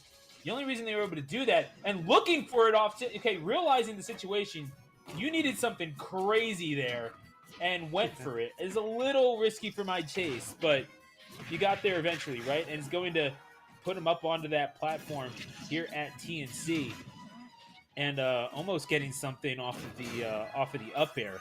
The back air, not quite going to take it from center stage. It would at about this position. Certainly the up air would do so as well. That's why you don't get cheeky above the stage as Rob. It is optimal to recover below the stage in this game. Try to get to ledge. Ledge grab invincibility does wonders for many characters, Rob being among them. We're seeing why you don't go with the alternative in that second stock take from the Cyberwolves. Yes, 100%. Yeah, and I mean, being a big-bodied character like a Rob, it definitely certainly has its advantages. but also it's pretty easy to track from a tech standpoint, from the tech chase standpoint, and obviously you got chased down pretty frequently there, to no discredit of that chase and landing. So I thought it was just an excellent job to track it from Cape, and is now just one stock away from being able to take it, and really here pretty even percentage, so almost an entire stock up. Will be a difficult climb, but I've never, I've certainly seen a comeback of this degree, especially with Robs, when you are a dominating character at the end of the day. Yeah, but then again, this is one of those things. You're not a comeback character. You can control the pace of the game. You need to match the mood of your character, which is no mood at all. You're a robot. Like, what, you're expecting them to have emotions? This isn't, no, man. This is the T-1000 out here. You're expecting, like, you're hearing the bump, bump, bump, bump, bump right now, bro. So what are you doing if you are a Gaiman High School? You need to keep an even keel. You cannot overextend yourself, especially not with dash grabs. That's what's getting you put off stage in the first place. That's why you're now suffering a full stock deficit. Oh, man. Cyberwolves getting a little cheeky, trying to cheat towards the ledge, and is going to suffer the stock take courtesy of the up air. But now you cannot afford to get hit. You get pieced up once, it's over. You need to utilize the gyro like you have not before. You need to leverage the space that you have, especially right now in the open on the open stage with no platforms to inhibit. You need to find something that gets Cyberwolf exposed, and you're finding it a little bit with these nairs, with these combinations. You're making this happen just a little bit. Good job with the grab, but go wisely. Going below the stage is Cabe. Started with that up air, mixing it up. I thought it was a little bit too late, but at this point in time, it's still very sketch. Don't get me wrong, you still want to be presence of minds. Oh my! Don't call him a comeback character, but he'll do it anyways. Landon stays alive in this one, and will move us to a third game within this set from an absolutely awesome comeback effort, and the turnaround smash will send you packing. What a great job from Landon, and Gaiman High School has got to be hyped right now in that live environment. Oh, they're loving it. They're feeling it. When we talk about the importance of positioning, this is what I'm talking about. And you can see it from the last two stocks that Landon was able to take there in order to keep himself alive in this second set. I mean, number one, the ability to take that stock, just the straight hit KO power of Rob is going to be of great importance for you. And yeah, it's definitely a little bit of Cabe cheating towards ledge, trying to find something, maybe get a little bit cheeky. You don't need to expose your body there. You don't need to expose the underside. And that's exactly what happened. And that was Landon able to take advantage of that, courtesy of that up air. We see a lot of those moves of Rob being able to hit through the ledge. That is one of them. So we see now, okay, well, what do you do? And you're not going to get that KO off of the huge back air that you saw presented from center stage. You're able to get it from the ledge, definitely. Because especially on Town and City, the distance from ledge to blast zone is not that big. Like, it's a pretty long stage, and it's able to cover a lot of that distance. If you're able to get something like the Wally Wop, the side B that we saw just from the side, not the official name, just roll with it. But if you're able to get that like we saw earlier on in the game from Cave, as a matter of fact, then you're pretty much cooking. If you're able to connect off of that back air when they're still in recovery, that big body is just kind of hung up in the air to be punched like that slab of meat in Rocky, then guess what? Rob is more than happy to do it, and you're going to get a little bit of a char on that sizzle. What are you going to say, man? But it's a tough situation if you are Cave, because now all of a sudden your confidence is shot, and you're thinking, well, what were you doing wrong? What you were doing wrong was your positioning was weird. Like, you got a little bit impatient. You were maybe just, you saw victory. You had the taste of blood in your mouth, and you wanted to go in for the kill. Now you're in a position where things are weird, and look what you did, man. He's turned red. You made him angry. Now we're at game 3 at Pokemon Stadium 2. You got a record with that, man. Yeah, 100%. Landon's the one turning red and probably smelling blood in the water, because that shark was the one that the sharking that we saw was the one that kicked him off into that momentumous last stock the last time around. So very true, very fitting. You know what I'm saying? You gotta fit the look, fit the feel, fit everything else. And look at the The guy on the hey, court. you know what? When the vibe is the vibe. You That's just right. you got to roll with it sometimes. It just you do not choose it; it chooses you. That kind of deal. But what we can say right now, we're seeing this maybe a little bit of an application. Yeah, you jumped. As a result, you're going to be hung up in the air to dry. And you know what? You wanna put yourself on the clothesline. I'm more than happy to beat you dry. And that is going to be stock number 1, going to Cabe, courtesy of the ever famous Zombear. Yeah, again, Landon did a great job to kind of back out there, trying to use that positioning, but it looked like, Gabe figured it out to some degree. He was able to close the gap on one of those exchanges, and now it's just giving him a hard time at this time, bullying with another gyro landed. So that's a couple of different projectiles that you get some good value from, but answered well here, at least temporarily from Landon, and shield both ways. The grab, that'll add even more, put him in the ground, send him high, but not backing yet, still at 163, still alive. Yeah, I mean, you would definitely think that up air is going to be the thing that takes the stock more than anything else on this stage. This is the shortest ceiling in the competitive stage list set, so you're going to see a lot of these up airs, these chance times coming out. And I don't know. Keep in mind, though, this is a heavy character. There is livability to be had here. Going to be looking for that up air yet again. And there we go. That is Cabe Carroll putting himself at the doorstep of a 2-0 advantage for the Edmond Santa Fe Cyberwolves. Landon Parkhurst, you've got an answer. You need it fast because you are down a full stock. But you will get no such chance. Cabe Carroll in dominating fashion, a 0-0 right at the very end. Oh my goodness, sending the Rob to the scrapyard at the very last second. That was textbook Rob play, and that's what he was looking for in that game number 2. Landon did not get a chance to play the game the same way that he did it on Town and City. Pokemon Stadium 2, just a little bit more of a closed off space. And what else can you say about Cabe but the lesson was learned? The message got received. And the Rob, no emotion, just nothing. It's like, I was not programmed to feel pain, but you were. And now you are going to feel it at the very ledge of PS2. Strict analysis. That's all they're known for at the end of the day. I was about to hype up chat too, but I mean, that happened in an instant. Literally 0 to see you later. You're out. I was about to hype him up. I saw everybody in chat. Landon diff, clutch, let's go Landon. All the support. I was like, can he do it again? He did it once. And again, you said Rob is not one of those characters that can come back. And then Landon was able to make it happen. And you're like, maybe, here we go. Nope.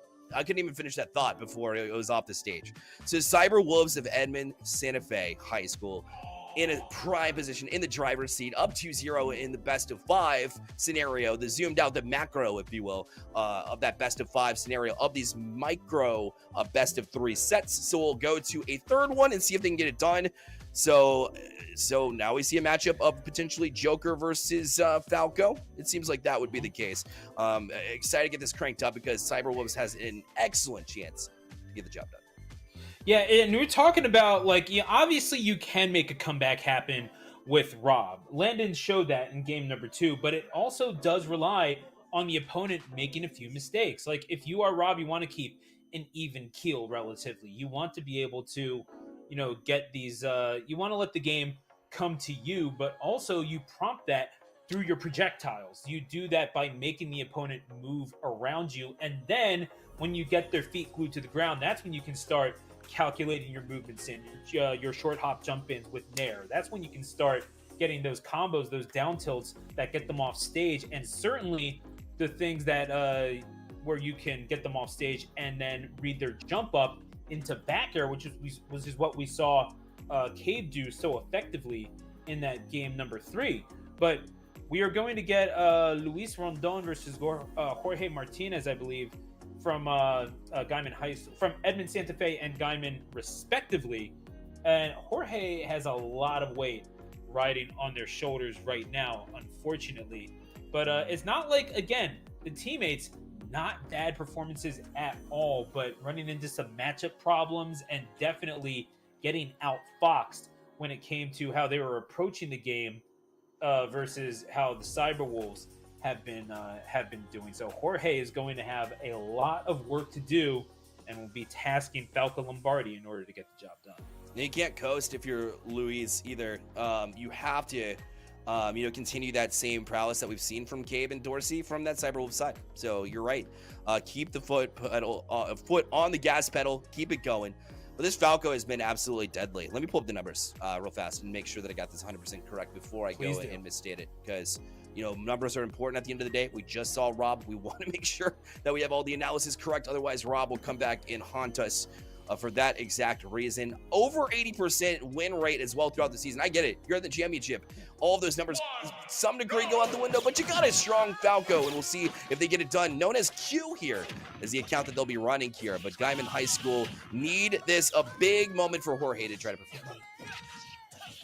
All right, so, much like the namesake Q in Third Strike, perhaps a man of mystery in some ways, but definitely seeking out revenge, a little bit of Street Fighter lore for y'all there. Definitely, what can I say? I love Third Strike. Either way, Falco definitely not a Street Fighter character, more from Star Fox, but you definitely do not want to be knucking up with Falco just because of the fact that you can go through the air and you have basically as close to a Marvel character as you can get with Falco. The way you're jumping up in the air, you basically have an 8-way dash with how you utilize some of these attacks. But you got a little cheeky with the air dodge, it seemed like, which is going to be going to make you unable to recover. That is a tough way to go out. If you are Jorge, it's a tough way to seed the first stock. You're able to get it back with relative ease, but Luis right now seeming like they're in the driver's seat and taking the game primarily to Gaiman High School's Jorge Martinez, who needs just a little bit more in order to open up this Joker fully. And if you're going to get this combo going, keep in mind when Arsene pops out, you do not there's a temporary invincibility if you are not acting. So when that little cutscene pops up, you're not able to hit him. It's just full-blown cutscene mode, so you might as well just not attack. You're basically just dropping that combo for nothing, on top of the fact that Big Brother is out and is ready to beat up on you. So it's a matter of how you stall him out and what you're able to do with it if you are Luis. What you're able to do with the Arsene is you had the charge Death Smash, almost finding the mark. Yeah, it makes the rush down nature of Falco even more so important. If you can gate early stocks, then you're doing well. Okay, we take those. That's a 2-stock sway, by the way. I get Falco's up to 109 right now, but you had a clean advantage, and that has completely been wiped here. And that's crazy to me. Yeah, it's one of those few times that we've seen anyone from Gaiman High School take even a numerical advantage in a match, right? Like, it's something that we have not been able to witness as of yet, which is weird considering this is the #1 seed in the tournament, as you so helpfully indicated at the beginning of this set. But yeah, right now, Edmond Santa Fe taking it to them, and we're seeing now Jorge looking to make this happen, but is going to be put off stage, going to cede the stock courtesy of the Arsene assisted forward air. And that's it's a tough stock to lose, but at the same time, you're hanging on at 68%. You want to time out this Arsene. You want nothing to do with the ghost with the top hat. Not a sentence I thought I'd say today, but I stand by it nonetheless. Man, I was about to throw out a pun as well, but I just don't have it in the Arsenal. The Jokers. Yeah, you can do this yourself, bro. You can solo. Okay. All right, we'll see you later. Okay, bro. All right. So honestly, that would have been fair, okay? Yeah. 100% been fair. Oh, speaking of okay, I'm surprised you haven't made a bear joke considering it's Joker, but nonetheless, you're going to get the Nair coming out from Falco, and yeah, that's what you want to do. You want to place that hitbox someplace where you know they're going to be, where they have to be. That Joker without Arsene. Now, don't get me wrong, hook shot is a very good recovery move. In fact, I would posit the recovery for Joker without Arsene. Excuse me, goodness gracious. The Joker without Arsene is better. Joker without Arsene's recovery is better than Joker with Arsene. So just because you have that hook shot, just goes up, and you're able to basically teleport to the ledge, get ledge grab. Because of the nature of ledge grab in this game, it is just that good. But you know where they need to be in order to grab ledge in the first place. You know kind of the area where they have to go. And so if you're Falco, you have the ability to put out a hitbox with relatively little risk to you. Then you know how to counteract that. You just kind of place the nair there. And if you're able to get the KO off of it as well, then all the better. Certainly was at that percentage. So it was well done by Jorge in order to get the job done. A very necessary Game 1 victory. A little wind in the sails for Guyman High School. For sure, no doubt about it. I mean, Falco's got an insane, drop speed, down to the ground speed. And, it kind of catches you off guard sometimes. I feel like that happened once at least, and one of the reasons why you got knocked out pretty early there. So the Joker can bounce back. I mean, you have such a strong arsenal. You saw that early as well in the last stage, where early in this one, Joker looked like they controlled it. Falco is so quick, so as long as you can react in time, as long as your reads are good, as long as you can see the future, then maybe you can bring it back. Joking, of course. You have opportunities, but anticipation will be key, is what I'm trying to get at here for Luis. All the pressure's been taken off of you because you've gotten a 2-0 lead with your team, with Cyberwolves, and so you just want to relax here and play like you did in that first stock, essentially, and then you'll be perfectly fine, at least from my perspective. All right, and I think we do have a little bit more time to kill here. So that game number 1, though, what we saw from Jorge, the ability to get something in their favor. Now, obviously, a lot of that is the nature of Falco, because you do want to be playing with the lead. You want to have it so that because the more that you have the lead, the more that you're able to let the game come to you, the more that you're able to leverage the options that you have. You're not fishing for down tilts. You're all of a sudden getting these things pretty easily because they have to approach you. So you're able to get that pop up, that sort of popcorn combo where you're just all of a sudden you're stuck in a cutscene because the Falco is such a gargantuan offensive force. So when you're able to have the game come to you just a little bit more, like I said about this game, it is primarily a game not of attacks but of movement. Like especially in Super Smash Bros. Ultimate. That's why stage selection is so important. If you know where you're able to move without putting yourself at risk, while giving yourself an offensive advantage, that opens up a lot of options for you. That's why you don't necessarily want to play triplats as Little Mac, because you're having to jump up and you're basically getting pieced up 99 times out of 100. Yep. If you're Falco, you definitely love triplats because you have the highest vertical jump in the game and the highest double jump as well. I mean, you're a bird, it shouldn't surprise you. But it's also like you have such force behind your attacks. Double jump into back air off of the top platform is something that can catch you off guard if you're, for some reason, not expecting the bird to fly. So when you're at a point where you have the offensive capabilities to do that, it is imperative that you have the foot on the gas from the very get-go. Jorge realizing that, and Luis needing just a little bit more to leverage the strengths of Joker, even though maybe a little bit higher on the tier list. You still need to have the situational awareness to know what to do against the Falco, especially one whose team's back is collectively up against the wall. Yeah, you make a valid point, especially the Falco. You're already a bird, so you can get high, but also you have a plane, a ship, if you will, because in the Star Fox series, that's what Falco had, was not only wings, but apparently they needed a machine to fly too for some reason.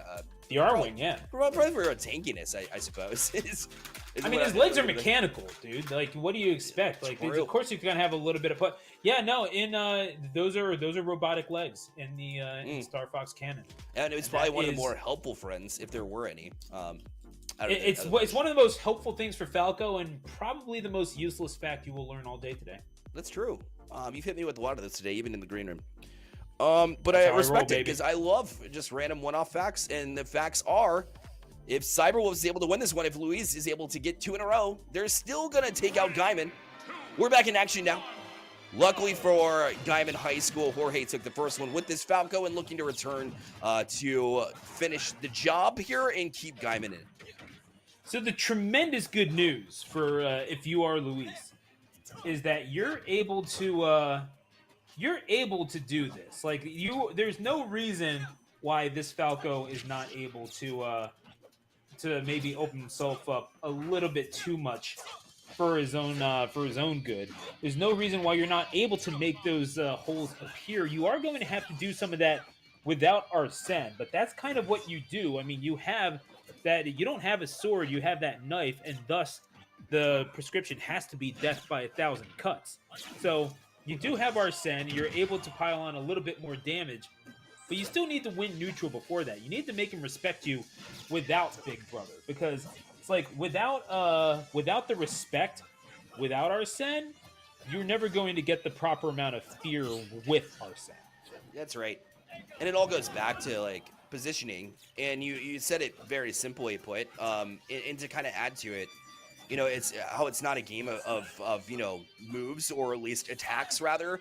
It's more so the positioning, and that obviously varies from matchup to matchup, character to character, as far as the link put. But I think, you know, the Joker did a great job to at least fix a little bit of that early, but still kind of struggling here, as it just hasn't been the same. Although that one will kind of miss here from Jorge. They've thrown out a lot of these tilts, and right now none of them have quite been landing.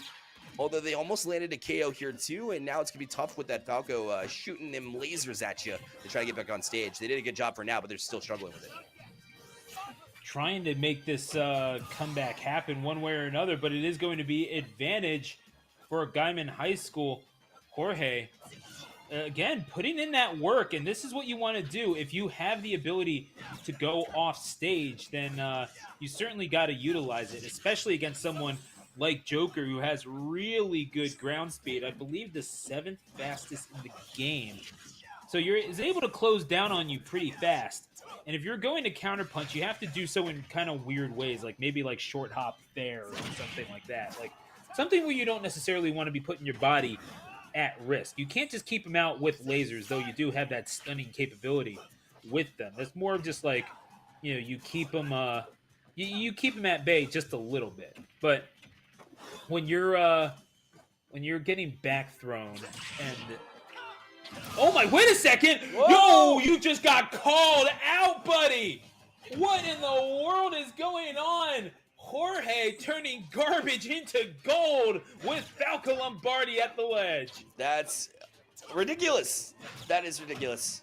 And it's just creating something out of literally nothing, and being able to take advantage whenever you see one moment is all it takes. Quick turnarounds. And now with a 2-stock advantage, with 167, you needed a confirm there, and you got it. So one step at a time, baby steps, but it's not looking good here for the Cyberwolves, as Luis, again, same thing applies. Again, it was early, looked fine. A little bit later down the road, not quite as strong as we might have hoped, at least from what we saw early. Well, the good news is that even if Luis drops this one, you're still up 2-1 overall, right? Like, you know, you can take this as a sort of learning experience. All right, well, I gained a little bit of experience playing a Falco. That's nice, but I mean, you definitely don't want to just be have that be the takeaway, right? You want to lock this up right here and now. Just knowing that it's not the end of the world, which is a good thing, because you just got that fastball back air straight to the gut, and that is going to be Guyman High School getting on the board, courtesy of this Falco. Yeah, Jorge understood the assignment, as we say these days. Was ready for it from the get-go, and didn't get discouraged whenever they fell behind early, by the way. They were able to kind of muster a little bit of strength, and no room given at all. The Joker had no room to operate. Yeah, you know, even with the Arson, you weren't able to establish enough damage during that time frame in order to really justify and get the KO punch that you need at the end of the day. So nothing doing there for Luis, although, you know, it's all right. You played so well all season long, and, you know, it's maybe your night's not over, because we still have some more sets to play. Guyman High School still alive at the end of the day and looking to march forward. So it speaks wonders about Jorge put it in this pressure situation and being able to dig out Guyman and give them an extra life. So now at this stage, when we go into the fourth set, this is the fun part. we get to send out one player per school, even though they've all 6 players have played already. Now you throw somebody else out. So who do you look for? I mean, it's an obvious statement for Guyman High School. I feel like to go with Jorge with how strong that he's been, and not only that, but the fact that Falco can really be annoying for basically anybody who's here in this lineup on the other side for Cyberwolves, in my opinion at least. What's your thoughts? That is interesting, right? Because Falco, obviously a strong character, but it is what we call in the industry a glass cannon. So there are very obvious strengths that come with Falco. You're able to get combos that deal out 60, 70, even 80% damage at times. But I mean, especially if you're not DIing, let's be real. But at the same time, you can be counterpicked. Like, this can be picked apart. So if you are someone like Cyberwolves, you have the abilities like, okay, well, we do have a Snake, and they also have a Youngling. There's a chance that they don't necessarily know maybe they don't know how to deal with the Rob as well as they could, because they can combo us till the end of time, but all it takes is like 2 or 3 hits, and all of a sudden they're in a position, because Spaceys, they do like to be in the, like the Falcos and the Foxes, Wolves of the world, they do not, and other worlds at that. But that's true. Yeah. They don't like, they want to be in the air, but only on their own terms. So they do like to have that advantage, but it can be counterplayed. So we are going to see that now. Jorge is going to stay in. I mean, go with the hot hand, obviously. Yep. But it seems like they are going to be met with Rob the Robot, and they will not be. They will be confirming their location. They will not be sending supplies. That's true. That's 100% accurate. They one thing to note, I wanted to point out here, and we're gonna see that it's confirmed that the Rob will be coming out. I was gonna say I'm a little bit hesitant because Landon plays Rob on Team Guyman. So guess who they're practicing against on a regular basis there locally at Guyman High School or at home, depending on where they practice. I assume it might be at the high school, but it could be at home. But you're playing against constantly to get some of those reps in, get some of the practices in, is against a Rob. So you probably have a little bit more familiarity with the Rob. So I was interested into why maybe Cyberwolves didn't go Dorsey, didn't go Trapper. Just throwing that out there as an idea. I could be proven wrong instantly. Cabe could come out here and absolutely dominate, and we say a goodbye, Cyberwolves win. That's very much a possibility as well. I mean, Cyberwolves at the end of the day, they won last time. Why not again this time around? Yeah, and the thing is, your logic checks out completely. But what did we talk about in the second set between Landon and Cabe, where we saw the Rob Ditto, is that you know the conceptualization of how you play your own character. You don't know how someone else sees that same character being played. Now, obviously, you can study the same sorts of things. You can study the same players. You can study the play of someone like Zomba. You can study the play of someone like Atomic. That doesn't necessarily mean that, you know, even the lessons that are applied, you are going to apply them differently just because you're different people. The same could apply for when you're practicing against the Rob of Landon, again, their teammate on Guyman High School. We saw differences between how Landon played that matchup versus how Cabe was playing it, where Cabe was a little bit more movement centric, you know, move first, press buttons later. Landon not exactly spamming buttons, but was missing on a lot of attacks and keeping themselves open. So we are seeing someone who's maybe a little bit more conscientious about their movement, maybe understanding the DI just a little bit more and realizing that, you know, you can play a fundamental game. Like, you are playing Rob, but you're still playing Smash. So I do kind of wonder if maybe that's something, a pitfall to be wary of. Like, yeah, you're playing the same character as my teammate plays. You're not playing your teammate. That's right.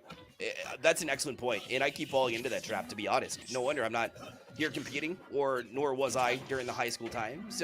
But you're not wrong for thinking that, is the whole thing. But what I will say is that Jorge is doing well in recognizing the differences. It's like, no matter who's playing this character, this is a big old target for me to be able to, you know, to be able to tag up in the air, especially with these forward airs, which you're connecting with relative consistency, and especially if I catch him with a jump, as they're trying to recover back to stage off of the ledge, then I'm able to hit him with that forward air, and certainly when the time comes, that back air is going to be on deck, ready and loaded. Those robotic legs are going to be putting in some work.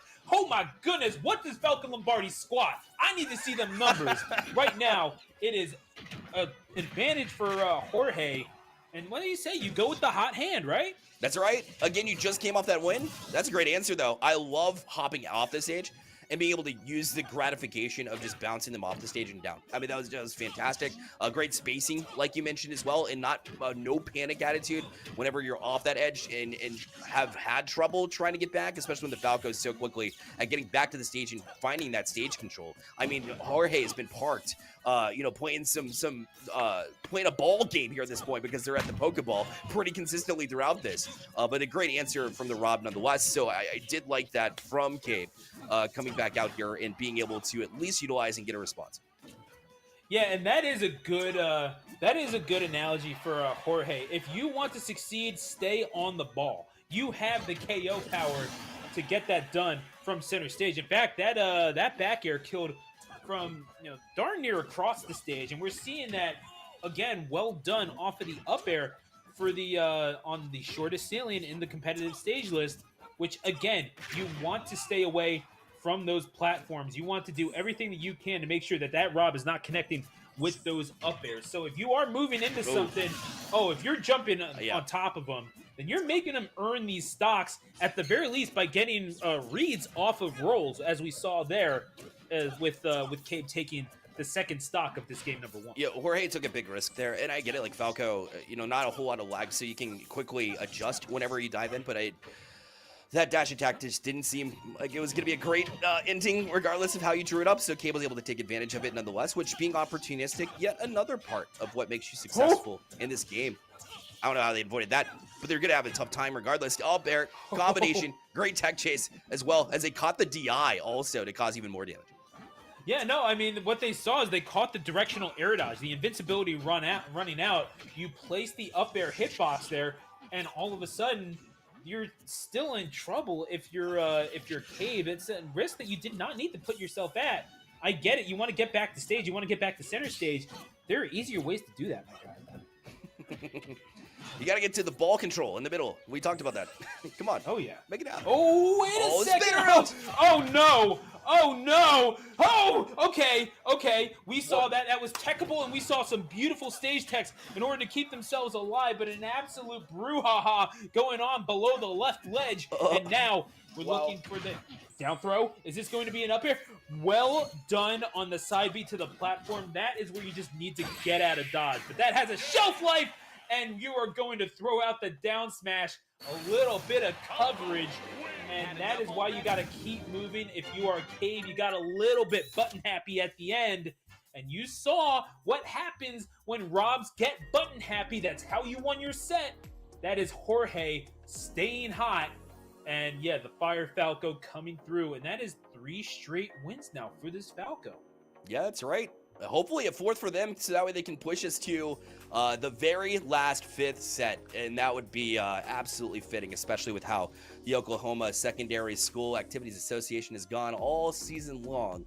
When it all comes down to this, why not reflect the absolute competition that we see here in the state of Oklahoma? We continue to see it here on this biggest stage. I did like Cabe started cooking towards the end. Sure, you got button happy and all of that, but hopefully you can make yourself winning stages happy.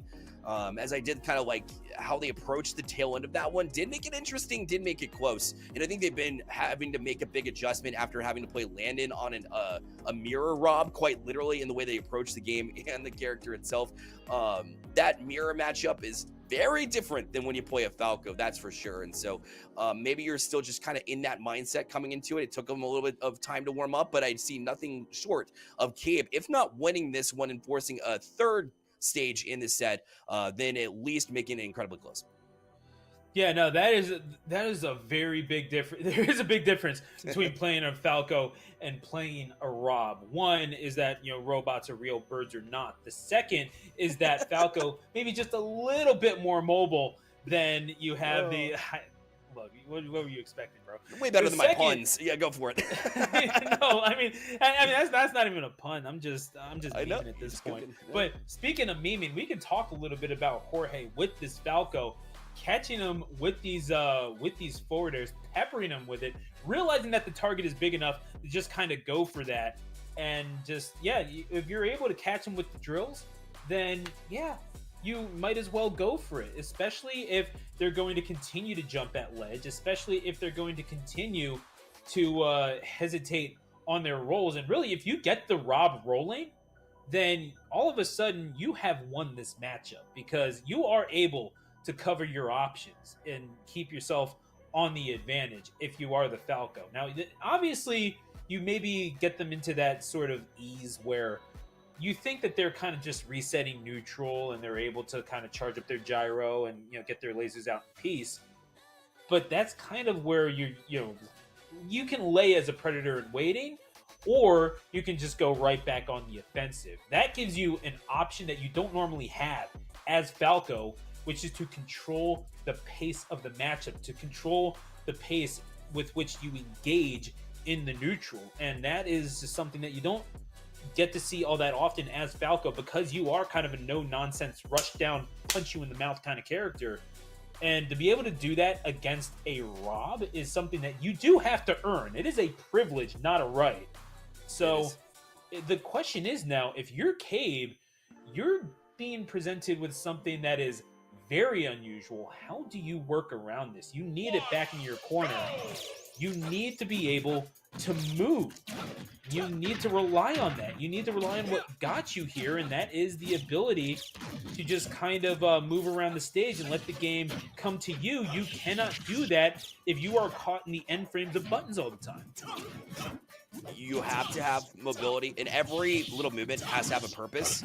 Otherwise, Falco can just chase you down in a matter of, I was about to say seconds. It's way less than that. It's quite literally milliseconds. And your reaction time is key, but if you get ahead of it and you're able to read it and kind of, you almost have to operate from a step ahead. And I guess if you have a computer programming to allow you to do that, that'd be great. But as we have established, it's very difficult to do, even as a robot. Yeah, it's a tough situation to be in, and now as we're seeing, beautiful parry to keep the offense of the Cyberwolves at bay. Cabe trying to find a way in, trying to figure out how to solve this particular puzzle. You're going to need more than just individual down tilts. It's good for a little bit of individual damage, but you need those combo starters, and whatever you can do to get them off stage so that you can do just that. Toss them off. Side B, Wally Wop. Thank you very much. Now you have yourself a lead. As tenuous as it may be. Yeah, but you know what? Let's look at the percentage. It can happen so fast, doesn't it? But you still got to jump back to it, regardless. I like it is in fact Smash Brothers, yes. Yes, yeah. Up to 84% already, though. Again, so answer for answer. These players, they're not streaky, but the characters can definitely make it feel that way, especially how they're able to operate. And see ya. Yep. Yeah, that'll do it. And again, you're talking about a full stock advantage for the Rob. Okay. And so this could be it. Because Cyberwolves up 2-0 in this. The Cyberwolves need to win 2 in a row. I mean, at this point in time, you have the stock lead, so you're pushing towards it, and you're trying to put yourself in the driver's seat here again and put it on match point. Okay. And now we're seeing being at match point is never the sort of situation that you want to see yourself in. But then again, if you're Cabe, you're doing a pretty decent job of it, all things considered. Now, granted, you're maybe getting a little happy with your buttons, maybe getting a little predictable to the point where you're getting parried, on these attacks in neutral.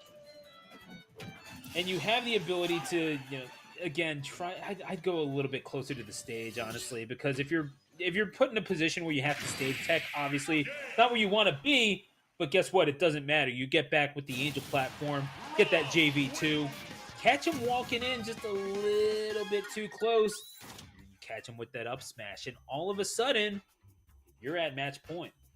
Yeah, Jorge went very punch happy. was trying to dive in a little bit too frequently. But the thing is, with Rob, obviously you have those projectiles, so it allows you to kind of create and maintain space across. But also when Falco's not allowing you that space, you got to be careful.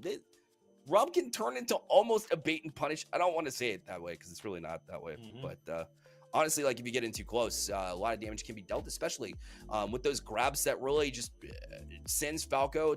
It takes away your timing is what I'm trying to get at. As a Falco there trying to dive in. And so when you take that kind of damage as quickly as you know, Falco can send you back in. Well, Rob has shown the same thing. And here we are saying, hey, Cabe was cooking at the tail end of that first stage. And here as we go into the third stage of this best of three set.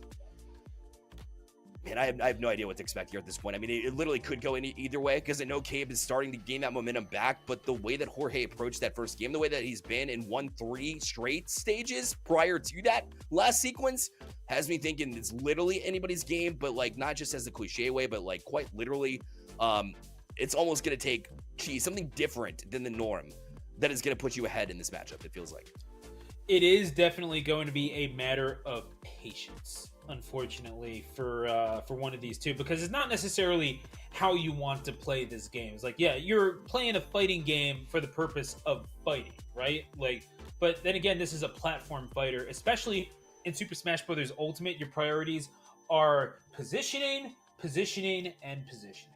Like it's all just it's real estate, location, right? So when you are a Falco, you need to have this game come to you, even though you have the double jump, even though you have the ability to KO from across the stage with back air at these high percentages. If you're a Rob, you need to have this game come to you, even though you have really good buttons that are powerful.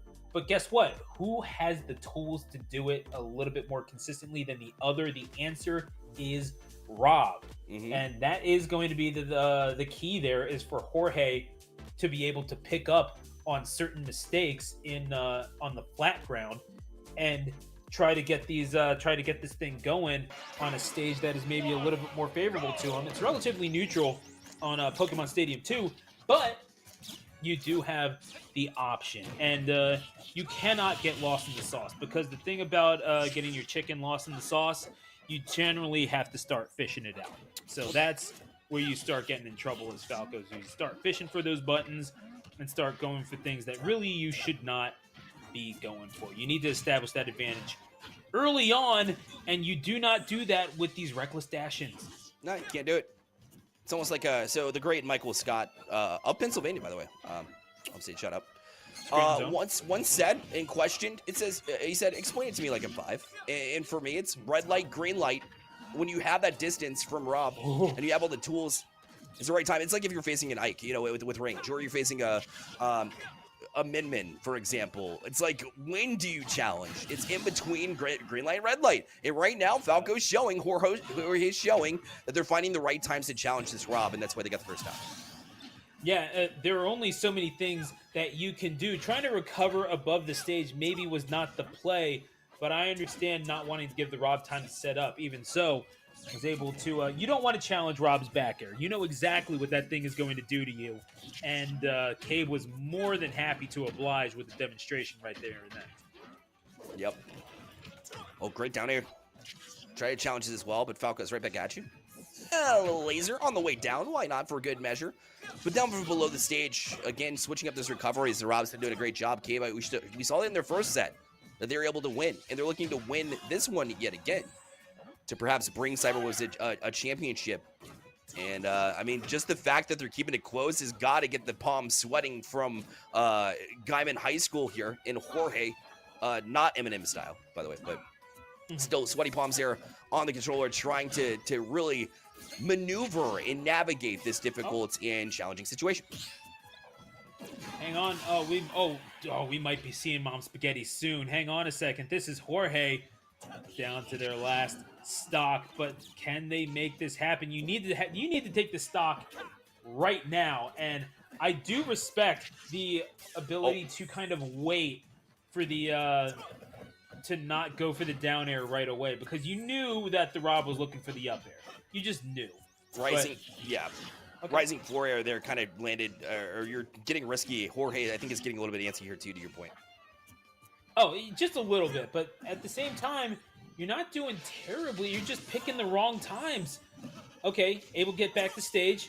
Oh, grabbing the ledge just in time as well. So, okay, dash attack is not going to do it. There Up it is. smash will do so. All of a sudden, it is game 3, last stock. Either Gaiman survives for game 5, or the Cyberwolves of Edmond Santa Fe are your champions. But right now, it's not looking good for Gaiman. And again, it's all about if Cade can stay calm, cool, collected. Up smash not going to do it, but puts Gaiman, Jorge Martinez into triple digits. It's very close here, Barrelite, but looking for the answer. Can he find it? Oh, not pressure on the shield. I don't know, Barrelite. This is looking a little antsy. Great tech to get away from it for now. The defensive positioning has been great, but still not looking great. Gyro to the face. You caught one. You're missing a tooth now at this point. And maybe missing a little bit more, too. Try to challenge it to the up air and laser combination. I've seen a couple of times land out of this rod. It's been great. But look at the down air. Oh, hold that thought. Here we go. Here we go. Jorge not going to back down yet. There was no quit in this player, and we'll see if they get it done. Can they make the comeback happen? You don't want to call it now. Up air. A chance here to finish it out, Stu. Was looking for the drag down nair. You almost saw some absolute filth happening courtesy of that right platform. But the gyro taking aim, and a shootout off of the ledge ends with Cave locking it up. Hungry like the wolf. The Cyberwolves are champions of the Sooner State. Edmond Santa Fe High School, absolutely happy to say that they are going to be the champions here of the Oklahoma Secondary School Activities Association, and presented by PlayVS. They just were able to dig deep there because Cabe, it didn't look great for him, to be honest. When Jorge, that hot hand, like you mentioned it, you had to have somebody that had some ice, an ice pack, if you will, and toss it over that fire, put out the fire, and then from there on, Cabe showed that they were there and worthy of this one. The Cyberwolves got it done last semester, coming this one with the 15 seed, and they said, nah, we're the #1 team at the end of the day. Congratulations. Yeah, and honestly, a tip of the hat to the performance of Gaiman High School. Obviously, not the ending that you wanted. It's going to sting knowing when you look at this. It's like, we just lost to the 26th seed of this tournament. But you can't look at it like that. You have to see that they were able to adapt. They were able to overcome.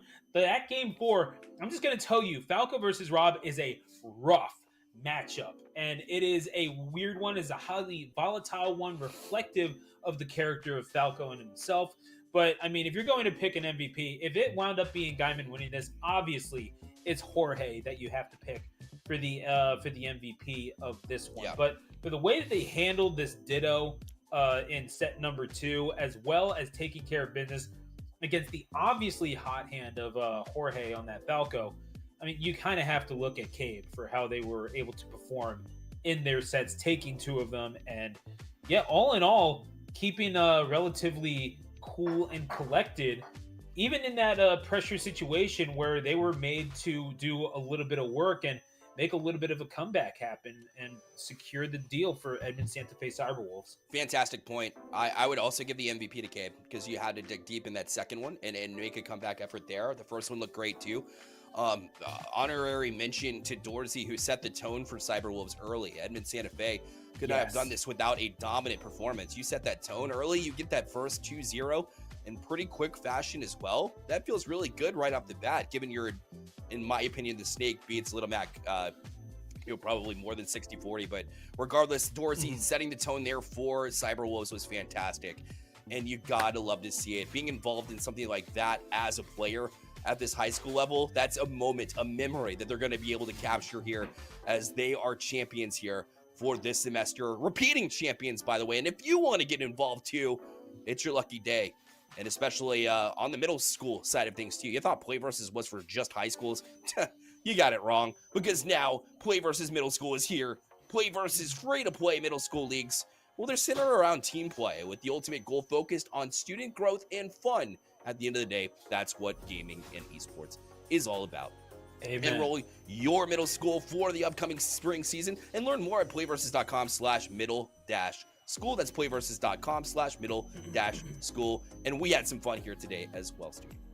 Oh, I had a blast. You know, it's honestly been a little bit surprising because I've been focused a lot on Texas Smash. I'm surprised that there is such a talent pool in Oklahoma. I can't wait to see what more of these kids are going to be doing, especially as they graduate towards like the collegiate level and see what they can do from there. Obviously, you're building up pretty good teams over in the Sooner State, and I can't wait to see what happens on the other side of the Red River. Well, that's a wrap. What a day it was for the Oklahoma Secondary School Activities Association. We thank everybody involved, including the parents, the students, the coaches, everybody involved from a viewing perspective, too, if you came in through that front, too. Also, production as well. Shout out Blosky and all the admin teams, 2LT holding it down. Also, JT, shout out all the XTs, I guess is what we're trying to say. From the PlayVS side, a big shout out to them for doing a great job all day long. Until next time, that was Stu. My name is Bearlight. We'll see you next time. Happy smashing.